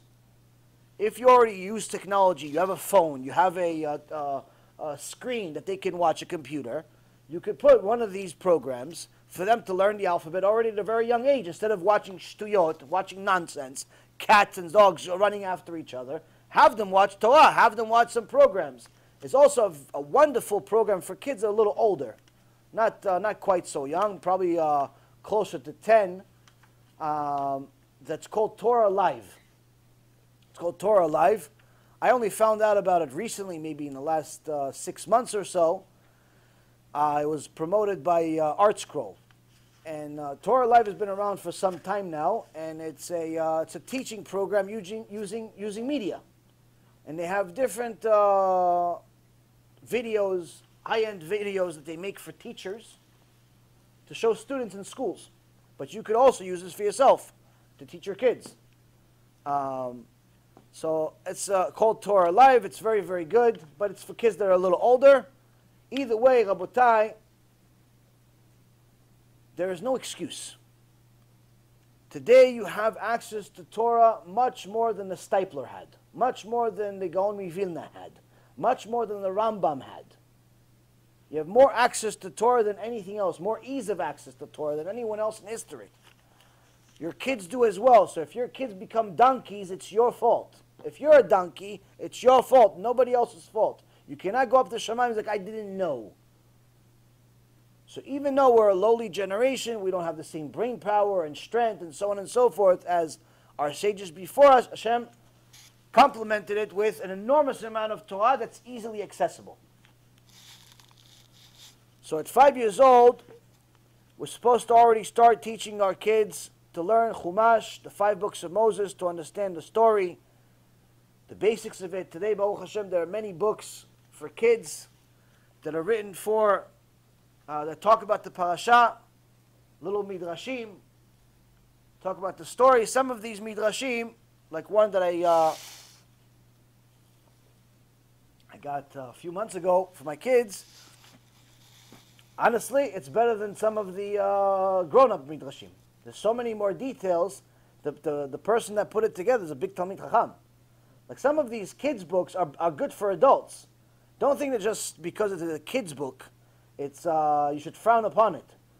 Like for example, to this day, I recommend for people to buy the 39 Melachot book for kids, because it's the best way to learn the Melachot of Shabbat for adults.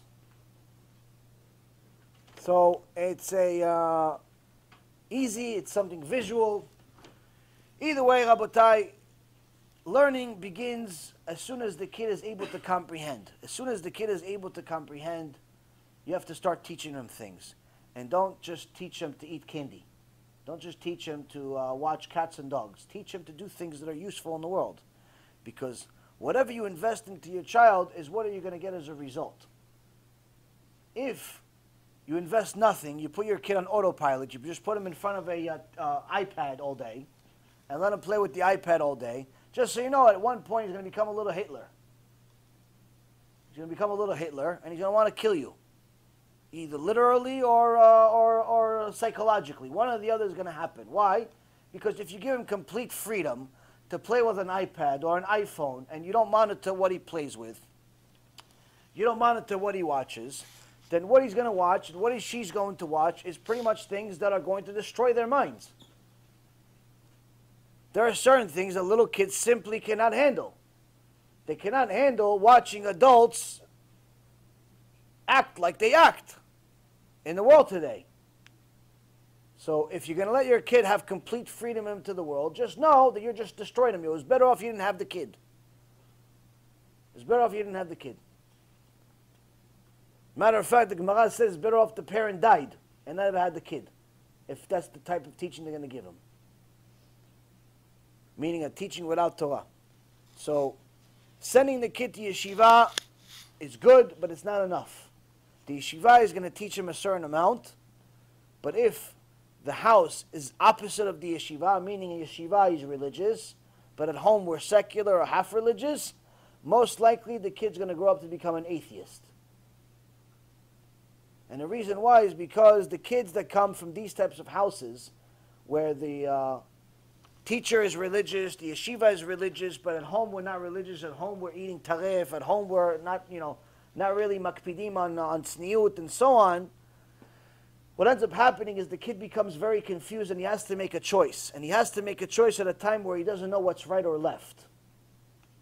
Now, if you tell a 30 or a 40-year-old to make a choice, the 30-year-old should, at that point, be able to make the right choice. Why? Because he already has some tools and experience to be able to make more likely to make a better choice. But if you ask a 11-year-old to make a choice, most likely, it's more likely, actually, for the Mashiach to come 15 times in the next 20 minutes than for him to make the right choice. Why? He has no experience whatsoever. He's going to make his choice based on things, based on colors, based on popularity, based on what looks good and acts good, but not necessarily good. In essence, without thinking it through. He doesn't have the experience to actually make the right choice. And even if he makes the right choice, he makes it for the wrong reason. So it's important for you to make the right choices for your kids. If you're not willing to make the choices for your kids, don't have them. Now, when he's young, when she's young, you have to make sure that whatever they have in yeshiva is what they have home. If they don't, they're going to pick a side. What are they going to pick a side? They're going to pick the side that's less restricting. If the rabbi tells them there's rules, and at home there's no rules, what do you think the kid's going to pick? Any normal kid that picks the rules is not normal. There's something wrong with him. He's going to pick no rules. If the rabbi only eats kosher, but Ima and Abba don't eat kosher, what's the kid going to want? I want McDonald's. He wants not kosher McDonald's. If the rabbanit is modest, but Ima walks around like she's just came out of the shower all the time, then I want to be like Ima. Why? Because it's less restricting. But sometimes the mistake is not made by the parents per se, or the school. Sometimes the mistake is made by the friends. Sometimes the parents themselves have done tshuva or are trying to do tshuva, but it's not complete tshuva. Why? Because they still have scars from their past coming to their house. They still have their best friends and their cousins and their brothers and sisters coming to the house with their secular, goyish mentality. And the brother or the sister or the cousin or the old best friend comes to the house with a tank top and tattoos all over their shoulders, wearing because he wants to give you some respect, he wears a quarter on his head, he calls it a kippah, and he comes for Shabbat. And you're thinking you're doing good. Why? Because you brought this little, this avarian to your house. You brought the gangster of the neighborhood to your house. You think you're doing a mitzvah. You have just put your entire family in danger. Why? Every normal little kid, 5, 6, 7, 8, 10, 12, the older the more, is going to think he's cool. That's a problem. Every 10-year-old is going to think that tattoos are cool. Because at 10 and 12, they're cool. At 10 and 12, having drawings of lions on your shoulders is pretty cool.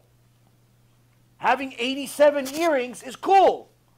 Wearing some clothes that look comfortable is cool. He wants to be like him now. Your daughter now wants to be like your sister that wore a miniskirt to your house. If you have a stupid wife that wants to bring her friends with miniskirts to the house and thinks it's okay because she wants to bring immodest women to the house and you're home also as a husband, you guys should have a conversation.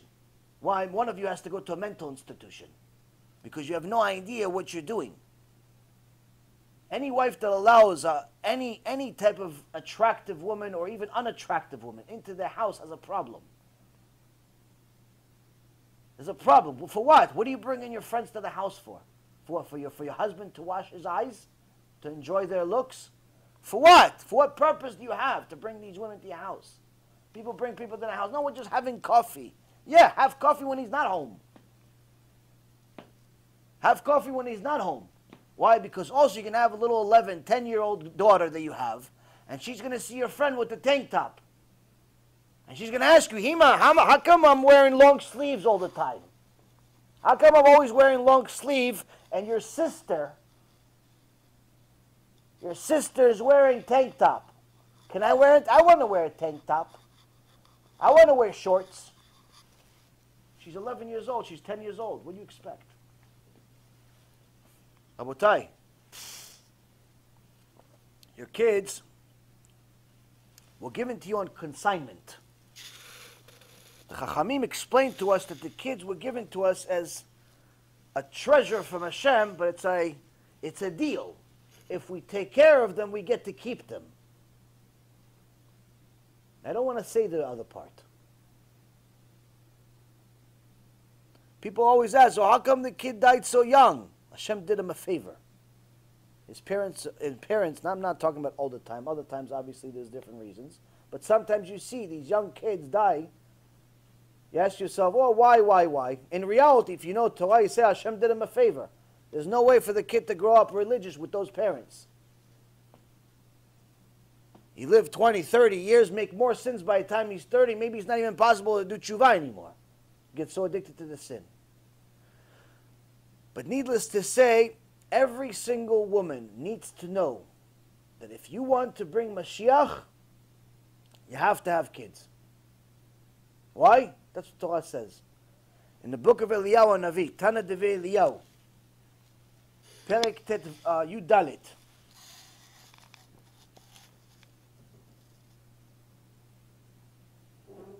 Part Vav, 14 Vav, it's in Seder Eliyahu Zuta.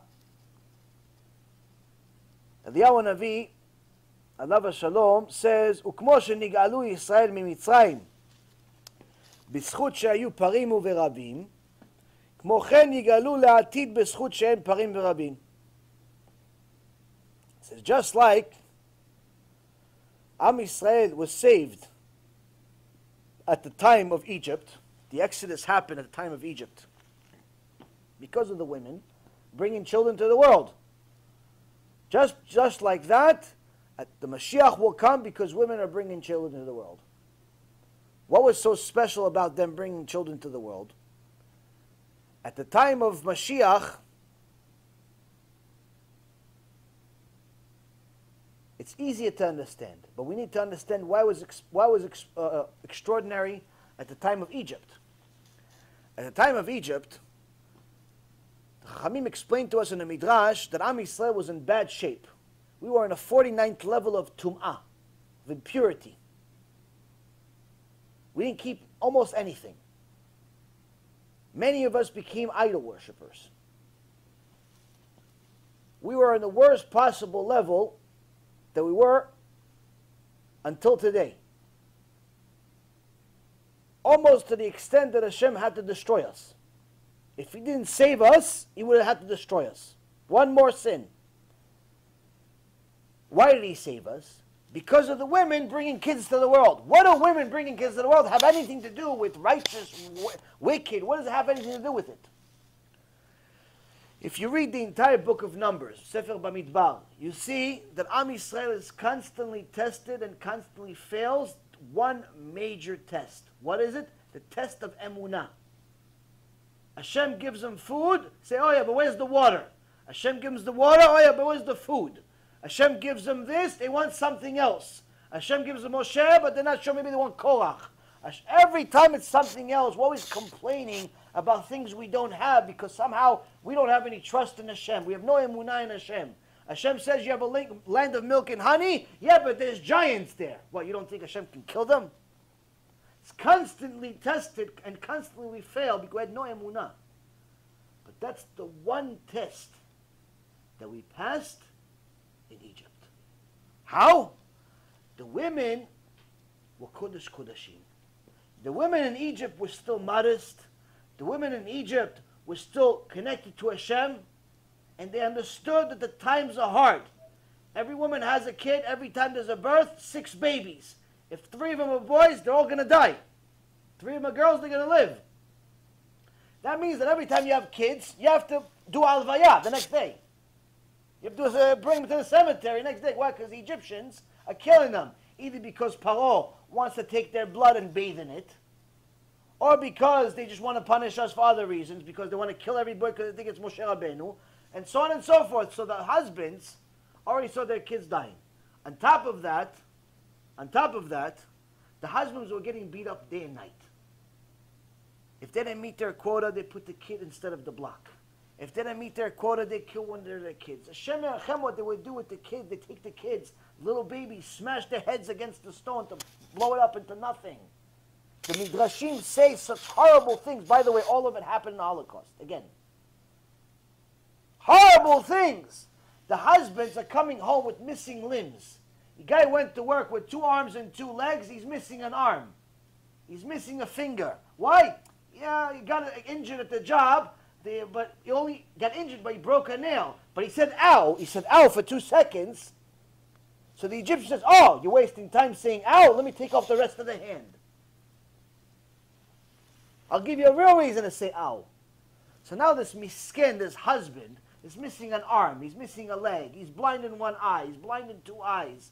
Hashem Yerachem, what's happening to him? He goes to work. It's a lucky that he survives. He comes home. Who wants to have kids?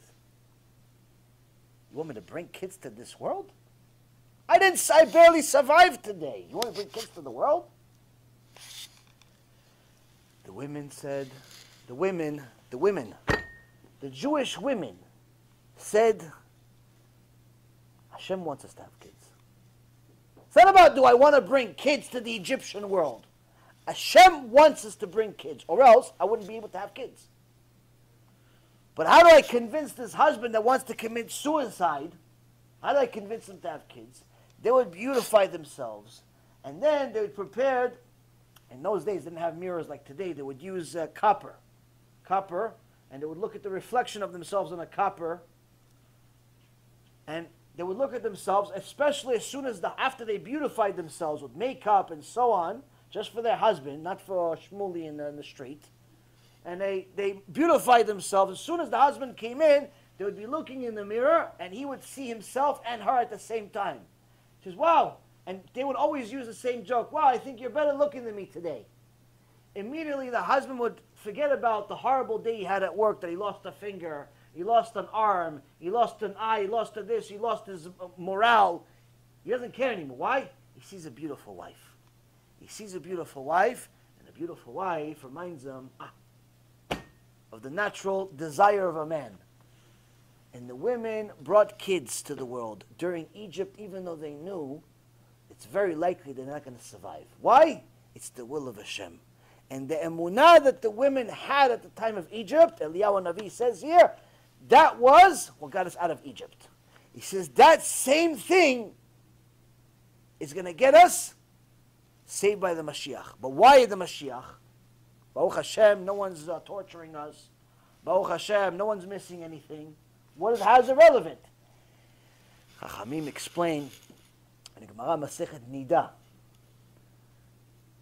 En ben David ba, the son of David, the Mashiach, is not coming until all of the neshamot are emptied out of the guf. Until all of the neshamot are emptied out of a place in heaven called guf. Which neshamot? All of the neshamot of Am Yisrael. All of the neshamot that were on Mount Sinai that haven't completed their tikkun have to be emptied out and given an opportunity to do tshuva. Until all of them have the opportunity, Mashiach's not coming. Which means that a woman that wants to delay having kids because she's only 21 years old and she wants to have fun with her new husband, or she doesn't want to get married because she's only 21, and a guy that only wants to have fun because he's only 25, he's not ready to get married, you should know the Mashiach is not coming because of you. A guy that wastes seed, he should know the neshamot are coming out. Its only part is you're killing them. Now, when a person, according to the Torah, commits murder, Everyone knows, Goyim and Jews know both know that committing murder with cold blood, taking a knife and chopping somebody's head off is not a good thing. It says in the Ten Commandments, you shouldn't do it. But what about if he did it to his own son? What if he took his own son and he chopped his own son's head off? You think he's judged better? Rabbi Shimon Bar Yochai says in the Zohar Kadosh, he's judged much, much worse than a normal murderer. Because he murdered his own son, his own daughter. Any time a guy convinces his wife or his girlfriend or whoever to have an abortion, they're not only judged as a murderer, but they're also judged as a murderer that's murdered their own kids. Now they're saying, yeah, but it was only 2 months pregnant. All you need to do is watch the video we posted from al-Baghdadi yesterday, and you realize that after 40 days, it's 100% a human being. With arms and legs and eyes and ears and everything is just little. Some of the pictures that I saw, not just in this video, but in other things that I've watched over the years, if you don't cry watching it, then most likely you're not alive. It's very, very hard to see, but it's necessary for anyone that has considering doing it, has done it, knows people. You need to realize that an abortion is 100% murder. But not just murder of some stranger or even an enemy that tried to kill you. It's murdering your own kids. And there's a certain doctor that works for this company called Live Action that's anti-abortions. They send a lot of good material out and they fight against the evil empire of Planned Parenthood. I believe it's run by a Jewish woman, by the way. One of the people that's a big supporter of them is a doctor who performed, I think, close to 2,000 abortions. Mamash, Hitler himself. But he did tshuva, and now he's actually telling all of the secrets of what actually happens, all the stuff that they don't tell you. Because today, abortion has become so accepted amongst society that as soon as a woman tells their insurance company in America that she's pregnant, the insurance company sends letters in the mail. The insurance company sends letters in the mail to the woman that said she's pregnant. She wants to go to the gynecologist, go to the doctor, and so on. They send letters in the mail saying, by the way, we also provide services for abortions. They call different words. We provide family services. We provide family services. Family service, they're talking about killing the kids. They're not going to say, no, we provide murder in cold blood. By the way, we take the kid, we crush his skull into 16 different pieces, and then sell it. No, they don't tell you that. They say, well, no, we provide services. They sugarcoat it so nice it looks like a delicious ice cream. They make murder sound like fun. Sounds like these rabbis that talk about Gehenom like a place of embarrassment instead of a place of fire.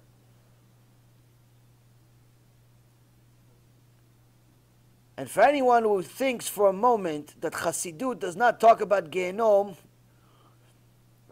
you should know that the Baal Shem Tov, the father of all Chassidut, talked about Gehenom quite often. Literally talked about Gehenom, saying it's fire.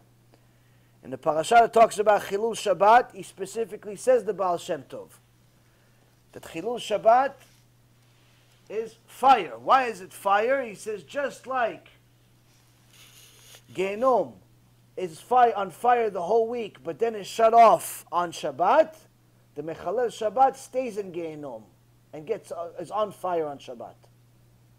And on, Be'ezrat Hashem, one day we're going to do a shiur about it to explain to all of these lunatics that think that Chassidut or any part of Judaism doesn't mention Gehenom. Be'ezrat Hashem, we'll talk about it because it's a necessary thing to learn, including the rabbis that have emailed me thinking that they're right about their miscommunication with the public. But anyway, Rabotai, when a person commits murder / abortion, you should realize that what you're doing is you're committing murder in cold blood, whether it was planned, not planned, rape, not rape, your husband, someone else, you're never allowed to murder anyone. Unless it's not murder, unless you're saving your own life, because the doctors have determined that if you have this kid, you're going to die, which is very rare today. Very, very rare. Some women die during the abortion. Many women die during the abortion, but that's something that they don't mention to you. They don't mention that to the public. They mention it like it's nothing. They mention it like it's apala. Apala sounds like you dropped a pen on the floor. You dropped something, apala. They don't tell you just dropped a hammer on top of a living being. They don't tell you that. They don't show you the visuals of what they see. They don't tell you that they don't tell you that they actually hear the heartbeat. By the way, this company that goes against Planned Parenthood and other abortion clinics, they actually did a continuous research. An overwhelming majority, literally almost 100% of the women that were about to perform actual abortions, that were allowed to listen to the heartbeat of what's inside them, almost 100% did not do the abortion. Why? Why? Because until they heard the heartbeat, they were led to believe there's nothing there. It's like a little peanut. You have a little peanut. Sometimes it's, the shell of the peanut is stuck in your tooth. That's what they make it seem to be.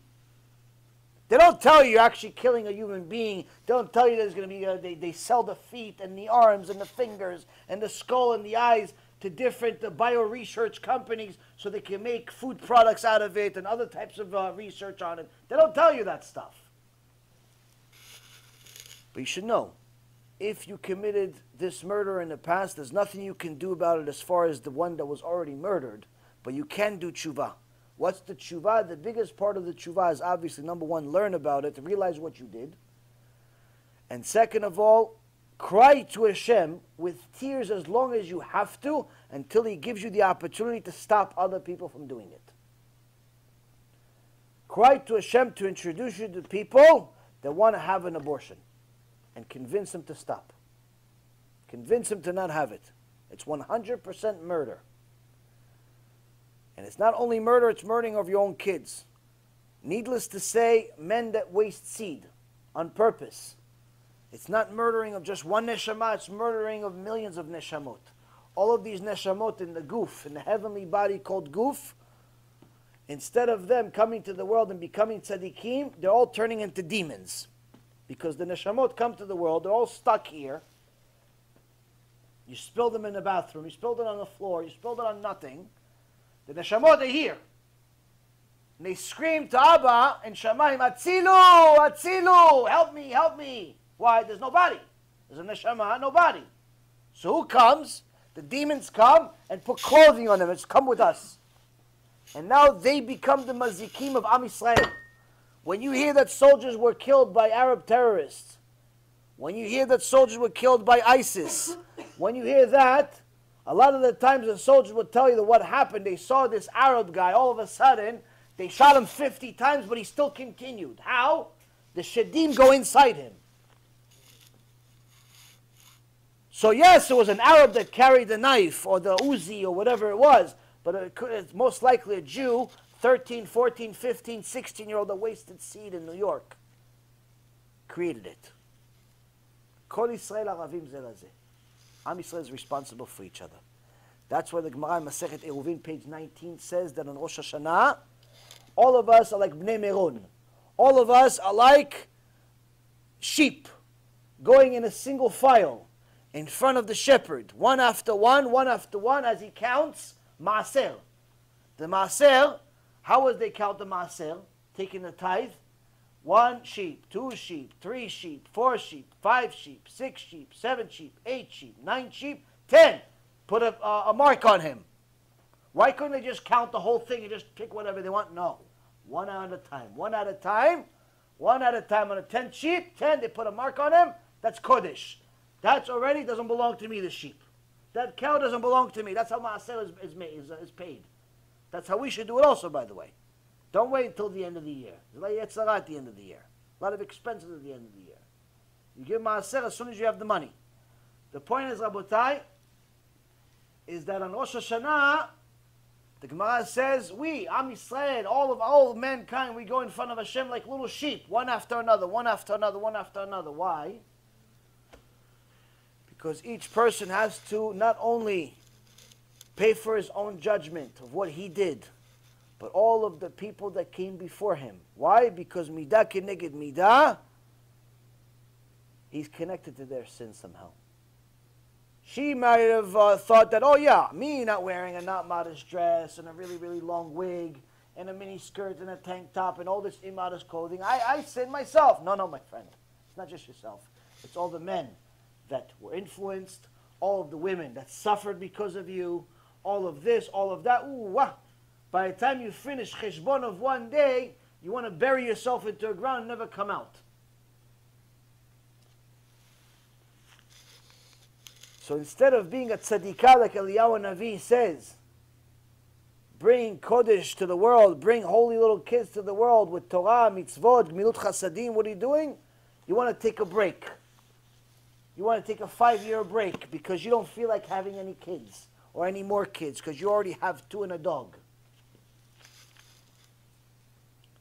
So Rabotai, these are the hard truths that all of us need to know and also all of us need to teach our kids. I saw in one of the speeches of Rav Ovadia Alav Shalom, he says that at the age of 6 years old, which here we see already that's a year after he's already started learning Chumash, the parents are supposed to tell the kids about Gehinnom. Obviously not the same details like you all heard in my shiur, but the whole concept of punishment from heaven. You have to teach your kids about punishment from heaven already at 6 years old, according to Rav Ovadia. And he says the reason why is because their brain at that age can understand the concept of what you're trying to say, but at the same time, that brain is like a sponge and it'll absorb all of it. Which means that if you teach them about punishment at 6 years old, they'll have Yirat Shamayim for the rest of their life. Whereas if you teach somebody that's 26 years old about Gehinnom, if he doesn't continue coming to the shurim, after 3 months he's completely secular going out with a goya. Yeah, but he attended a shiur about Gehinnom. Yes, he attended. He attended. He was scared to death for a week, a month, 2 months, 3 months, finished. Teaching somebody about Gehinnom at 26 or 36 or 46 is much, much different than teaching a 6-year-old.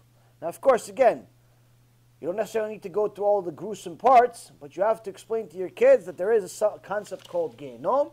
It's fire, it's punishment when Hashem is upset with us for doing things that are against Him. And this is from Rabbi Ovadia, not Yaron Reuven. Yaron Reuven barely has a permission to speak. So here already we see that just 5 years, at 5 years old, we see how much of an influence, how much thought has to go into this. A woman came to the Chofetz Chaim one time and asked him for a blessing for her son, a brand new son, to become a Talmid Chacham. And the Chofetz Chaim got very upset. He says, you think that Israel Meir, that's his name, you think that Israel Meir can bless, and all of a sudden, poof, your son's going to be Talmid Chacham? Blessing can't do nothing. Blessing can't do anything. It can help only if there's work, only if you invest into him, only if you teach him, only if you do all of the other things, then the blessing can work. But the blessing by itself is nothing. Blessing by itself is nothing. These same stories are told by Rav Ovadia, the Steipler Gaon, many of the other tzaddikim, were parents who naively came to them and asked them for blessing for kids, thinking, oh, make him this, make him that, make him this. Like, what? Make who? Who am I, God? Rabotai, if you have kids, you have to make sure you invest into them. If you're not going to invest into them, don't have them. But you should know, if you're not having them, then you're the reason Mashiach didn't come. Either way, there's going to be something. There's no coasting. There's no coasting. So we're almost done. Ben 10 shanim le Mishnah. At 10 years old, learn Mishnah. So from 5 to 10 years old, already the kid has had 5 years to learn the Chumash. This is enough time for him to cover the entire Chumash with a good teacher. And it's enough time for him to go over the entire Chumash. Of course, a couple of times even, depending on the depth of what they're going. And now at 10 years old, Chachamim say that it's time for him to learn Mishnah. But not Mishnah with details and elaborate commentary like you see here in the shiur. Basics. Basics. Very, very basics. Just to have a basic concept of what's going on. But this doesn't mean that he stops learning the Chumash. He continues learning the Chumash. The Mishnah is just on top of it. It's just that the Mishnah is now priority, and the Chumash is secondary. But there's now, every time we go to a level, it says Gemara and all the other things. It never stops the original. You're just adding more and more. Now that you've grown up, and you have 5 years experience, now it's easier for you. It's like, for example, when somebody does tshuva in the beginning, they go to Beit Knesset the first time, they feel retarded. Why? Everybody else finished the prayer in 30 seconds, and they're still on the first page. But then after you go to Beit Knesset for a year, all of a sudden you're part of the crew. You also read pretty fast. You see another guy just came into the Beit Knesset the first time, he's like, oh yeah, poor guy. Poor guy. Yeah, I know how he feels. Why? Because you were in his shoes. That's why it's always a big mitzvah. Anytime you see somebody new, show them where everything is. If you're already in the Beit Knesset for a while, you know what you're doing, you've already done tshuva, you know where things are, who, what, when, and how. Anytime you see somebody new, show them where things are. But how do you show people where things are? Now, a lot of people, they don't consider that it's embarrassing. Why? Because they're selfish. So, they make a thing out of it. They make a scene. Hey, it's 4:52. They make sure the whole Beit Knesset knows that they know and he doesn't know. Don't do that. Don't do that. What do? Most of the time, everybody has the same book, same siddur. Take your siddur, give it to him, and take his. Quietly. Don't say nothing. Don't say he. Nothing. Take your siddur, your whatever page, the right page. Put your finger on where it is. Give it to him, and take his siddur. Quiet, seamless, like nothing ever happened. That way, he's continuously going to think about the prayer, and he doesn't lose any of his. He doesn't get embarrassed. But if you embarrassed him, it was better off you didn't do anything. If you embarrassed him, it's better off you weren't even born. Actually, why? A Jew that you embarrass another Jew, you just lost Olam Haba. You can't just embarrass people for no reason. You have to be careful. A Jewish neshama is very precious. I know I talk harsh about all these different things. What's going to happen? You don't do this, you don't do that. But people don't understand. It's all because the Jewish neshama is so special. If you don't take care of it, it gets ruined. So 10-year-old has to continue learning the Chumash, but now he's added Mishnah.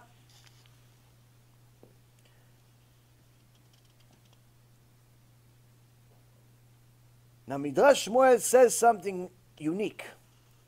It says that since the Mishnah is part of the oral Torah, it's the foundation of the oral Torah, you have to teach the kid, or you should try to teach the kid to memorize it.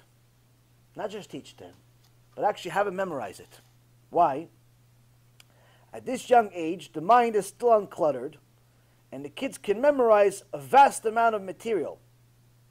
You could have, for example, most kids that grew up in Yemen, or even in a Yemenite household, almost every single kid, even if they grew up to become secular, anti-Torah, everything, they still know the entire Chumash by heart.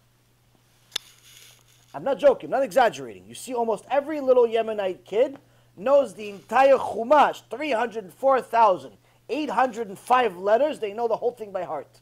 With the punctuations, with the sounds, with all the different ta'amim. It's unbelievable. You see a little 12-year-old kid, 10-year-old kid, 15, 25, all ages. They all know the whole Torah by heart. It's unbelievable. Why? Because when they're little kids, literally, tiny little kids, they follow this Mishnah. And they already teach them how to read from the Torah as little kids. I saw one time a video somebody sent. 2 Chinese kids or Korean kids, girls. Neither one of them was older than 5, 6 years old. One's probably 4, 5.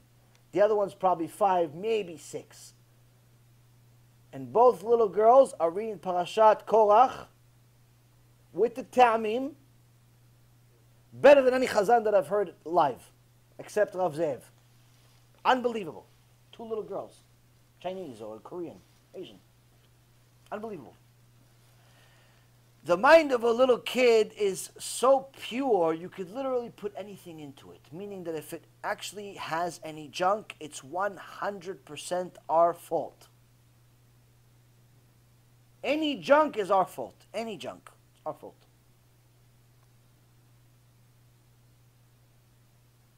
So Midrash Shmuel says that since it's part of the oral Torah, you should memorize it. Why? Because technically, the decree that Rabbi Yehuda Nasi passed of writing the oral Torah, it wasn't such an easy thing to do. Until Rabbi Yehuda Nasi, Rebbe HaKadosh, you weren't allowed to write the oral Torah. The oral Torah went from Moshe Rabbeinu to Yeshua ben Nun to the Skenim to all of the prophets and so on and so forth. And we were not allowed to write it down until the generation of Rabbi Yehuda Nasi. None of it was actually written down. Now the Gemara Masechet Megillah says that the first part of the oral Torah that was actually written down was by Yonatan ben Uziel. He wrote commentary on the Nevi'im. But to put the laws, the Gemara, the Mishnah, all of that stuff, all really started with Rebbe. So since technically we're not allowed to write it, he only did it because it was to save Am Yisrael, because he saw that the generation is becoming forgetful. He says that, and also we're being tortured by the Goyim. And if we don't start writing this stuff down, we don't have the ability to learn like we used to. We don't start writing this stuff down, we're going to lose the Torah, chas v'shalom. We already lost a big part of what we had from Mount Sinai. We don't have all the Torah that we had in Mount Sinai. We don't have all the Torah that Rabbi Akiva had in his 24,000 students. We don't have all the Torah that we had back then. Already we were losing every generation more and more and more and more. He says we're losing it, we're forgetting pogroms, inquisitions, Holocaust, and so on. We have to write something down. But it was, in essence, it was like pikuach nefesh of the Torah. But the Khatam Sofer says something very interesting. He says in reality, if someone writes a book, any book today about halachot, any book today about midrashim, any book today about the oral Torah, if they do it lishma, they do it for shamayim, they do it for heaven, allowed. But if they're doing it to make money, the decree of not being allowed to write the oral Torah still stands. They're not allowed to write that book. Khatam Sofer says you're not allowed to write a Sefer Torah just to make money. A lot of other poskim went against him. They didn't agree with this one. But the reality is it has truth in it. It has a lot of truth in it. Why? Because oral Torah, technically, the decree never changed. It was pikuach nefesh.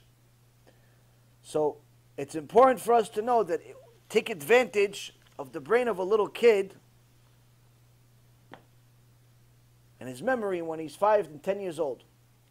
Also, the reason why you'll see that during the first 3 stages, between 5 and 10, 10 and 15, it's periods of 5 years, is because the Gemara in Masechet Chulin, page 24a, also is giving us a teachings that if a Talmid did not get success, did not taste success after learning something for 5 years, he'll never have it.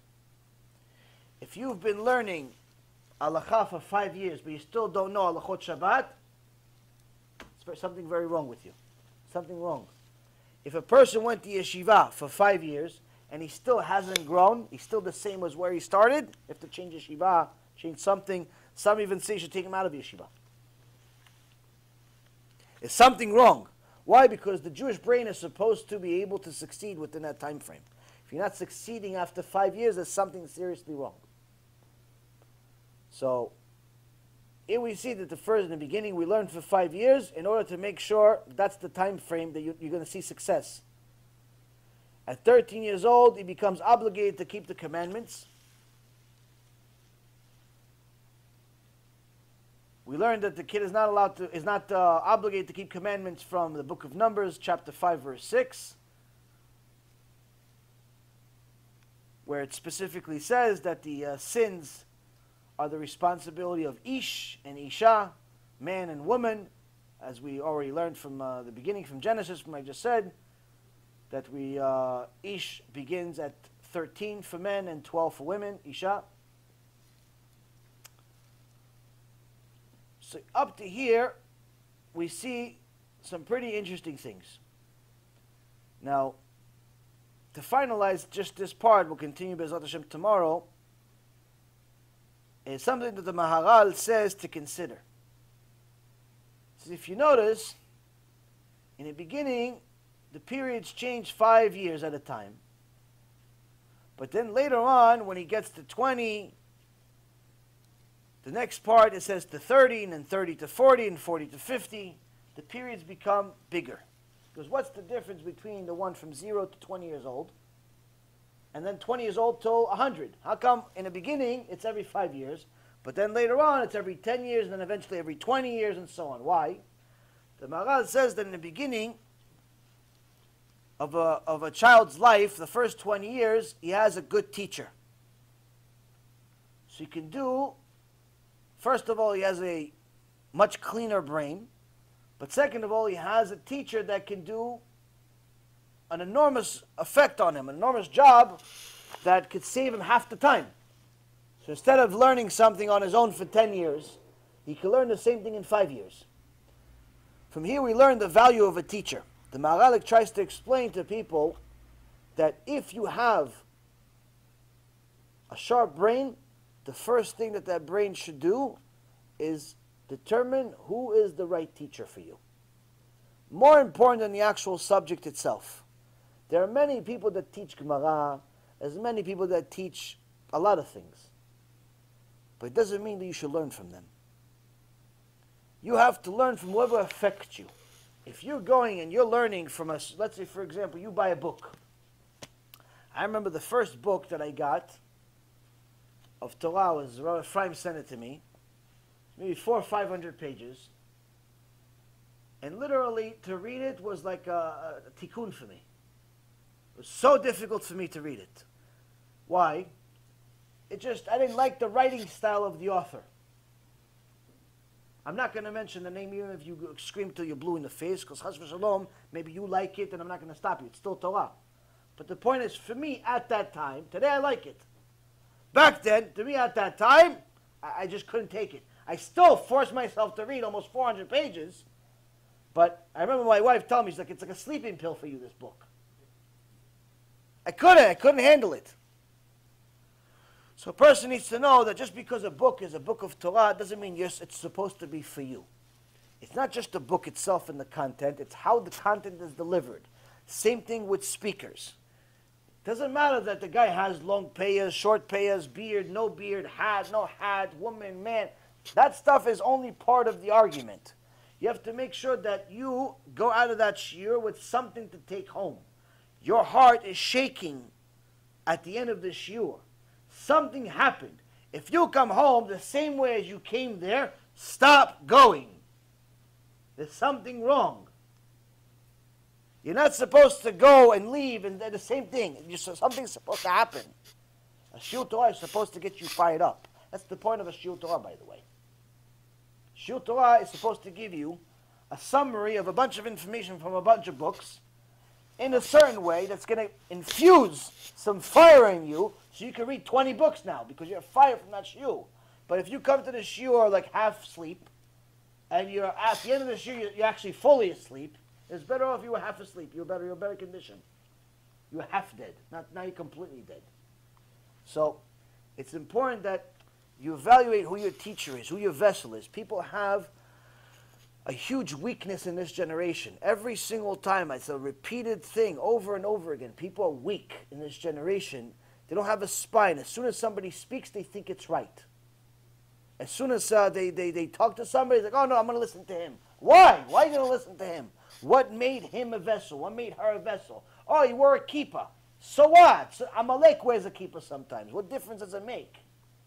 He has a kippah, just that's why you have to listen to him. People have to be a little bit, just like you are a little more picky on the apartment you're going to pick, on the house you're going to pick, on the car you're going to pick, whether you're going to get leather seats or not leather seats, whether you're going to buy this program or just try it out for 14 days for free. You evaluate everything else in your life. You have a little bit of pain in the side. You have 15 doctor's opinions. You have to pay taxes. You have 5 different accountants giving you an offer.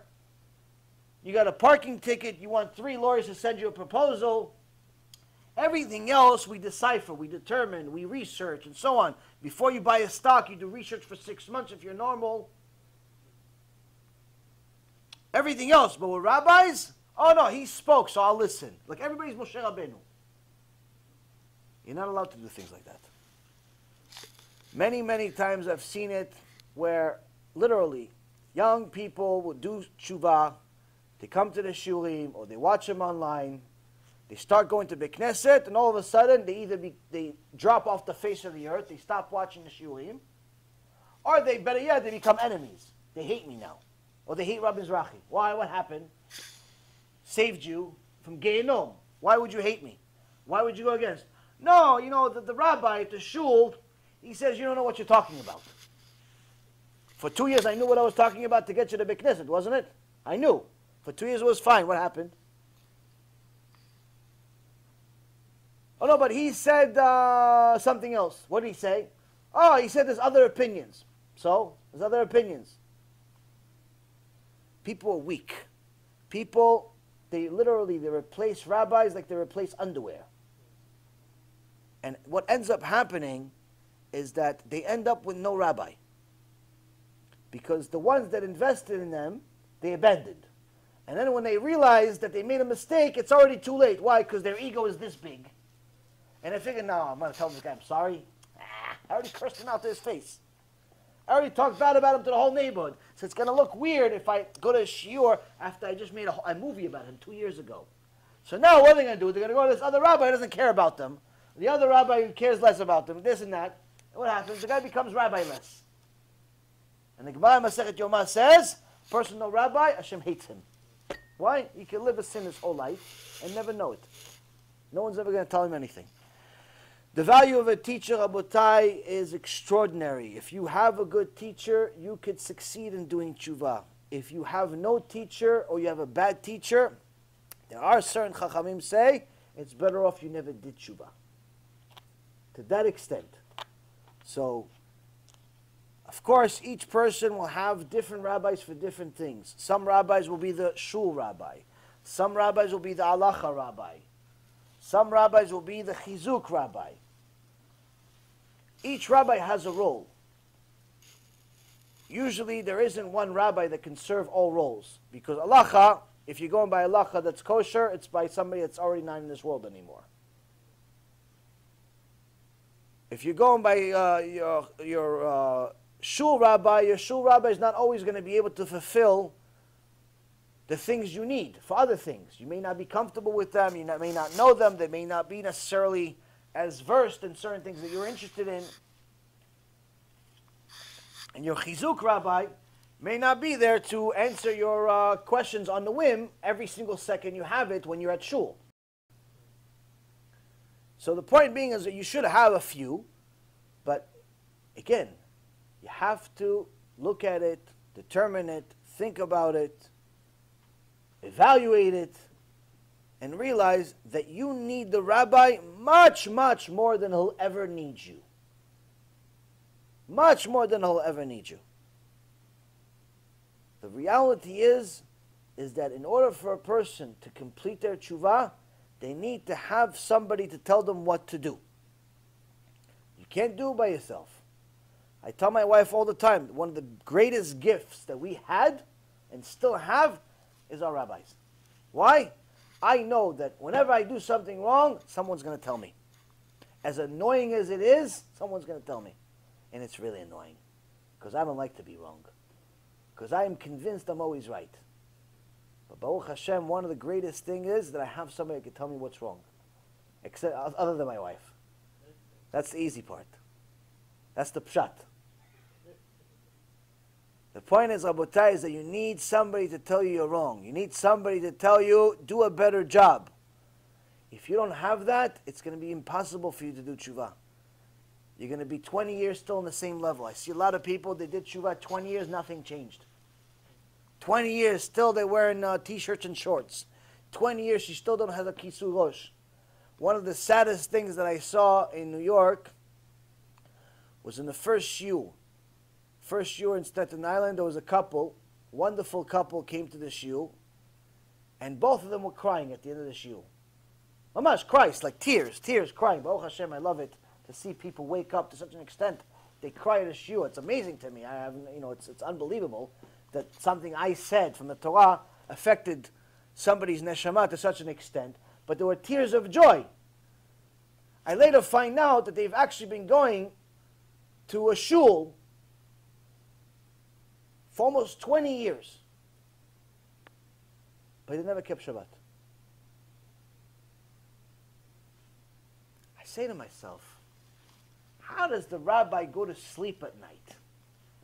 How does the rabbi go to sleep at night knowing that he has members of the Keilah that drive on Shabbat for 20 years? How do you sleep at night? How do you do it? Is like your best friend the Satan himself? Is your best friend like Lucifer? Like, what's the matter with you? Are you an atheist? I mean, don't you realize that we read it every week, that Hashem is real? That we read it and we talk about it and what He does? I don't understand how people live like this. They let their members just live aimlessly. They never say a single word. 20 years you go to shul, 20 years you donate money, 20 years you come, and 20 years you drive on Shabbat. I simply don't understand how people live with themselves. Rabotai, you have to evaluate yourself, though. Even though that rabbi is going to be punished dearly for it. And the biggest thing that ever happened to him, at least till this day, is the fact that this couple is B'ezrat Hashem doing tshuva now. Now they're going to start keeping Shabbat. It's actually saving him, not just them. Because he was going to go to Gehenom for them. And all the other members that are going. Now he's just going home for everybody else. But at least these two, they're going to do tshuva now. They cry. Why they cried? They cried because now they're going to keep Shabbat. Now they're going to do tshuva. That's why they cried. Like, we didn't know. 20 years going to shul, we didn't know it's like this. 20 years, didn't know. They didn't know it was like this. Chabotai Karim, it's time every single one of us does cheshbon nefesh, self-accounting, evaluates where we stand, what we're doing, who, what, when, and how, and starts reflecting and starts doing something about it. If you've been watching a certain shiur, or attending a certain lecture, or reading a certain book for an extended period of time, and it's not affecting you, it's time to move on.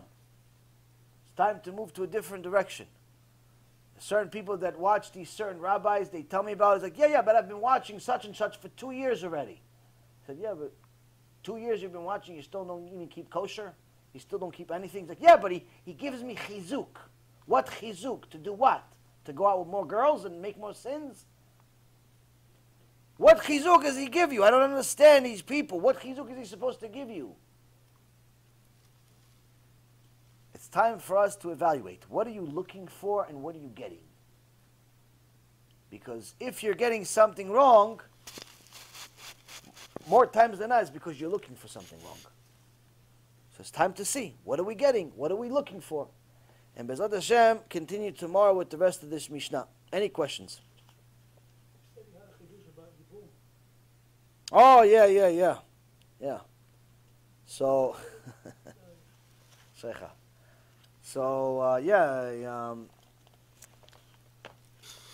okay. You guys not tired?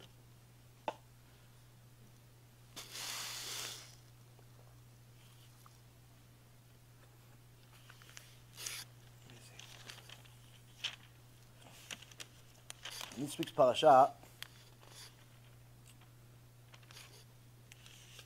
we learn a lot of different interesting things about the Ben Soil Moreh, learn about forbidden marriages, having a protective fence, A lot of interesting things. One of the things that we learn about is the halacha of yibum.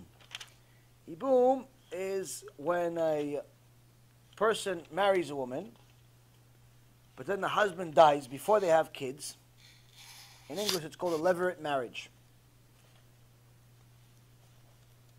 The husband dies, but he has a brother. And we originally learned it from Yehuda. Yehuda had two sons, Er and Onan. And the first one married Tamar, and then he died because Hashem killed him because he wasted seed. So Hashem made him, the second son, marry Tamar. And Hashem killed him also. And she was supposed to marry the third son, which never happened, and then eventually she married Yehuda. But we see that this specific mitzvah of levirate marriage, the yibum, is something that we had already before Matan Torah, even before Moshe Rabbeinu. At the time of Yaakov Avinu, we had it. And in this week's parasha, again, it's mentioned that if a person dies, his brother is allowed to marry his wife as long as they didn't have any kids. If they had kids, then he's not allowed to marry the wife. Now, what if the brother doesn't feel like marrying her? What if the wife doesn't feel like marrying him? So she's not obligated to marry him, and he's not obligated to marry her. But if she walks away, it's fine. It's no big deal. She doesn't want to marry him. But if he walks away, and he doesn't want to do it, then they have to go through a whole process where she actually spits in his face in front of the Beit Din. She spits in his face, she spits in his shoe also.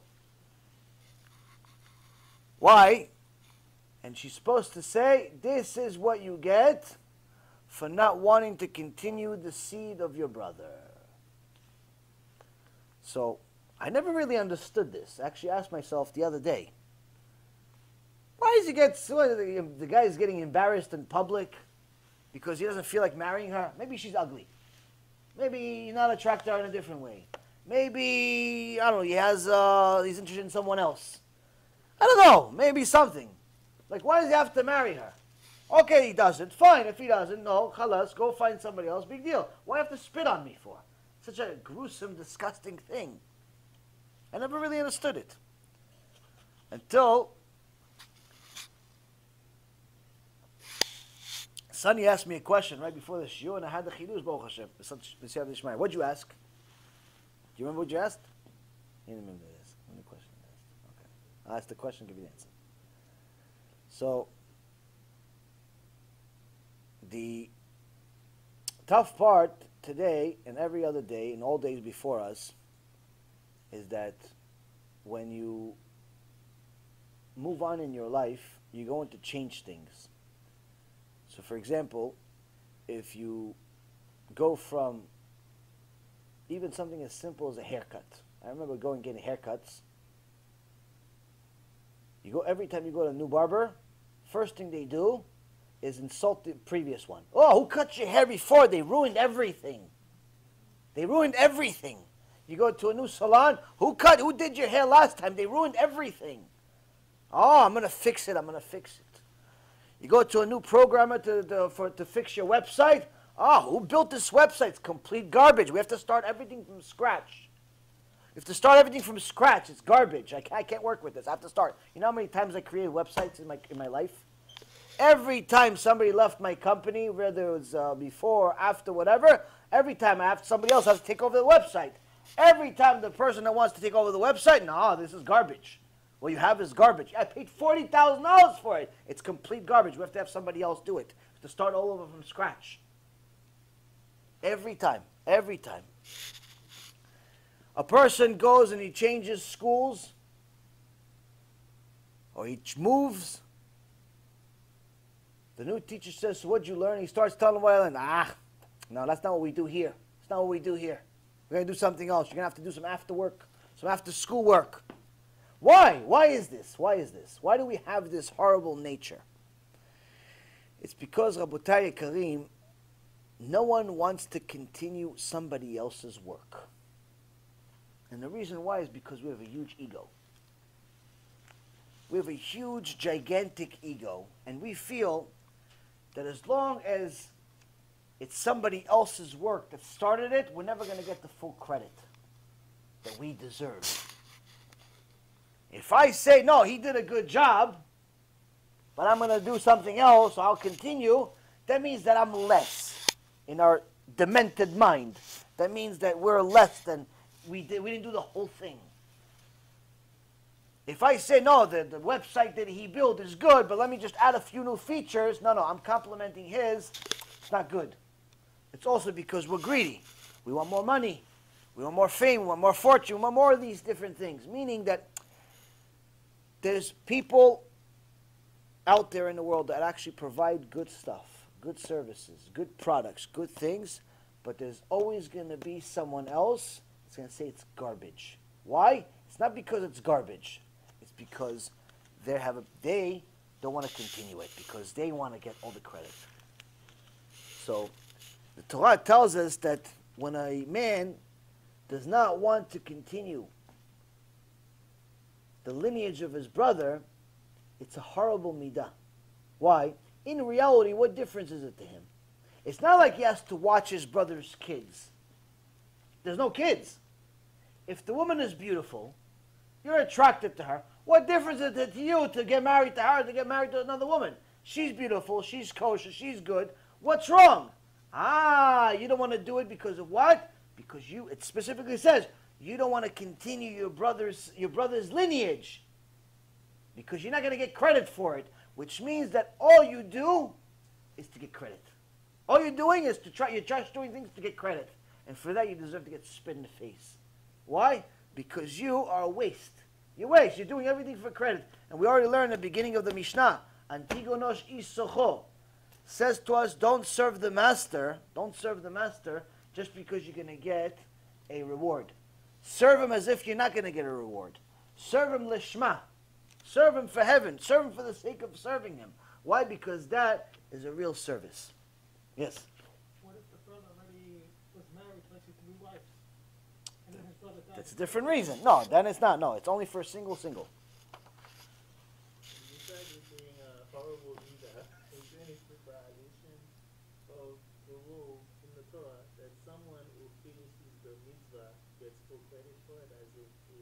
Yes, obviously. Well, if the woman is a good woman, obviously the family already married her. Somebody in the family already married her. Obviously that means she's a good woman. Then you want to leave her out there. You're putting her in a situation. You're putting a Bat Yisrael in a very difficult situation. Why? Because it's very difficult for a widow to find a second husband, especially in those days. So it's not like today. Today that people are already used to the climate where an average person is married 5 times. In those days, if you already married one time, if you were touched even, already that puts you in a bad situation. Even if you look at, for example, it specifically says also in the parasha that a person is not allowed, whether male or female, not allowed to be promiscuous. They call it kedushim. Lo tiyeh kedesha mibnot Yisrael velo yeh kadesh mibnei Yisrael. There should not be a promiscuous woman among the daughters of Israel, and there shall not be a promiscuous man among the sons of Israel. Being promiscuous is strictly forbidden in the Torah. And as a matter of fact, to such an extent that people get death penalties for it. And aside from that, even if they weren't caught in the act and so on, still, they were considered disgusting in the eyes of Hashem, and it would be very, very difficult for anyone to ever marry them. Even if someone, for example, was just simply not a virgin, no one would want to marry her. What if she got raped, and the person that raped her wants to marry her now? In most cases, they would actually allow it to happen. Why? She doesn't have to marry him. She doesn't have to. But she would want to marry him now. Why? Because nobody else would want her. This is the mindset of what happened. This is 3,000 years ago, but it's not today. Today, she calls the cops, the guy goes to jail for the rest of his life. But in those days, he would pay a huge fine to her father, and if she wanted to, she'd be allowed to marry him. Why? Why would she even think about marrying such a loser? Because she knows that no one else is going to want to marry her now. So that's the thing, Abotai. In those days, things were very, very different. Also talks about how men are not allowed to dress like women, women are not allowed to dress like men. Very, very interesting parasha. And The big thing is that you have an enormous amount of mitzvot in each part of the Torah, an enormous amount of lessons to learn from each part of the Torah. If you even take a little bit of it, apply it to your life each week, your life changes. Little by little it changes. Yes? You said that Yibum, he has to take on his brother's lineage, right? One son, yes. Yeah, but what if he's also, it's not considered his kid, he has to do Pulvu and has to do kids of his own. Right, so the first son is not his. First son is considered his brother's. After that, he continues. Nobody ever loses from doing a mitzvah. The fact that they pay him that would embarrass him. Mm-hmm. He's only putting this everything back in the business. Again, he embarrassed her. He embarrassed her by not wanting to marry her. So it's looked down upon. Why wouldn't you want to marry a Bali slave? What's wrong with her? Well, she have 3 heads? Like, what's wrong? Why wouldn't you want to marry her? Meaning that according to the Torah, the only reason why he didn't want to marry her is purely because of his ego. It's not like today where, you have shidduch resumes, and if he's not exactly 5'10" and a half, and his income is exactly 92,000 in this particular thing, and he knows exactly this much and that. It's not like today. Today, man, woman, Baruch Hashem, alive, well, healthy, so on. Baruch Hashem. Kumbaya, let's go. That's it. It's not like today. People are so picky. Send me a picture. I don't like this picture. Send me another picture. Send me this resume. Oh, Sephardic, no good. Oh, Ashkenazi, no good. Oh, Litvish. Oh, this Hasidut. No, Chas v'shalom. It's not like that. It's not like that. In those days, man, woman, finished. Meaning that if you didn't want to marry her, it's purely because of ego. You didn't want to continue somebody else's work. You didn't want to continue somebody else's seed. You don't want to continue somebody else's this or somebody else's that. Meaning, you want everything. You care only about yourself. You don't care about Pul. You don't care about Hashem. You don't care about anything but yourself. And that is a horrible, horrible midah. I heard he canceled this mitzvah. When did he do it? What do you mean cancel the mitzvah? It doesn't apply to the Yibum mitzvah. Like today they don't do it. Well, we don't have a bedin. It's not the mitzvah is, no mitzvah is canceled. You should never say mitzvah is canceled. Mitzvah is not possible because we don't have a Sanhedrin. But if we have a Sanhedrin, Mashiach comes, we have to do the mitzvah. You have to fulfill the mitzvah. Same thing with Korbanot, same thing with Bet HaMikdash, same thing with everything else. All of the mitzvot still applicable, but if we don't have the ability, we don't have a Sanhedrin to judge, then we're anusim. We're absolved from the mitzvah because we don't have a possibility to fulfill it. But in reality, if we had it, we'd have to do it. Every single one of the mitzvot we'd have to do. As soon as the Mashiach comes, every one of us is going to need to know how to bring korbanot. You're going to have to start bringing some korbanot, have a nice farm, have some cows ready. Huh? Keves, you have to start bringing some korbanot. You have to get ready. I heard that they stopped this mitzvah, put it on hold because men would marry their brother's wife for the wrong reasons, not for the sake to continue their seed, because they wanted to do other stuff. Absolutely, yes. We over the generations we've gone down more and more, but it still does not cancel out the mitzvah because of that. It's if whether you marry a lishma or lo lishma, you're still supposed to do it. Now, of course, you don't want to have a situation where the guy kills his own brother. But again, this is assuming that people are overly righteous. Just like, for example, when the people would murder somebody by accident, they would send them to Ira Miklat. So let's say, for example, you were 2 people working construction, and one guy was careless, and he kicked the ladder. Careless, just was joking around, kicked the ladder, or he didn't know that his friends were at the top of the ladder. He kicked the ladder. The other guy fell down and died. Now the Torah says that person that killed him, it was an accident. It's not on purpose. The Bedin will allow him to run away to Ira Miklat, to the cities where he could hide. Hide from who? Hide from the guy's family. The guy that he just killed by accident. Why? Because technically, if they kill him, there's no judgment against him. They're allowed to kill him. Even though he killed him by accident, and they're going to kill him on purpose, they're allowed to kill him. But if he's over there in Ira Miklat, they're not allowed to touch him over there. No one's allowed to enter there. So far, nothing new. Now, the Torah says that the mothers of the Kohen Gadol, would go to the Ir HaMiklat and give these people food every day. Every day they would give them food. Special nights, chulent, gefilte fish, chamin, whatever you want they give them. They give them sushi, burgers, barbecue, whatever they want. Tebecha, bamya, whatever you want they give them. Why? Why was the Kohen Gadol, the biggest rabbi in the world, why is his mother going to these criminals, accidental criminals? Why? They're still murderers, but accidental. Why? Because as soon as the Kohen Gadol dies, they are all allowed to leave the Ir HaMiklat, and no one's allowed to touch them. So the mom would be afraid that all of them are there in the Ir HaMiklat praying for her son, the Kohen Gadol, to die. So she's afraid they're praying for her son to die, the Kohen Gadol. She said, no, I'm going to give them food. I'm going to give them food, make them happy in Ir HaMiklat. They're good. Don't pray for my son to die. That's the Torah. That's the Torah. Everything banui, everything's connected. You see, it's the Kohen's fault. Why they pray he could die? Because he should have prayed that there shouldn't be an accident and no more. Zak. If you kill someone by accident, like today most people have guns, and the family comes and tries to kill you, are you allowed to defend yourself? Can. Today, somebody comes to kill you, you're allowed to kill them first. Accident, they have a right to kill you now. No. They don't have a right. They don't have a right to kill you. And I'm saying back in the day, let's say they had a right to kill you. If they will chase you, you see them coming, you're allowed to fight them? You're allowed. Sure. Yeah, now you don't make yourself into a korban. No. Any other questions? We're done for tonight. It's 12 already. Good. But tomorrow night we have a shiur Aventura. I still don't know where it is. Same zip code. We'll continue this Mishnah Be'ezrat Hashem. Some other things to talk about, some other chidushim. We'll continue the rest of the Mishnah. Baruch Adonai Le'olam. Amen ve'amen.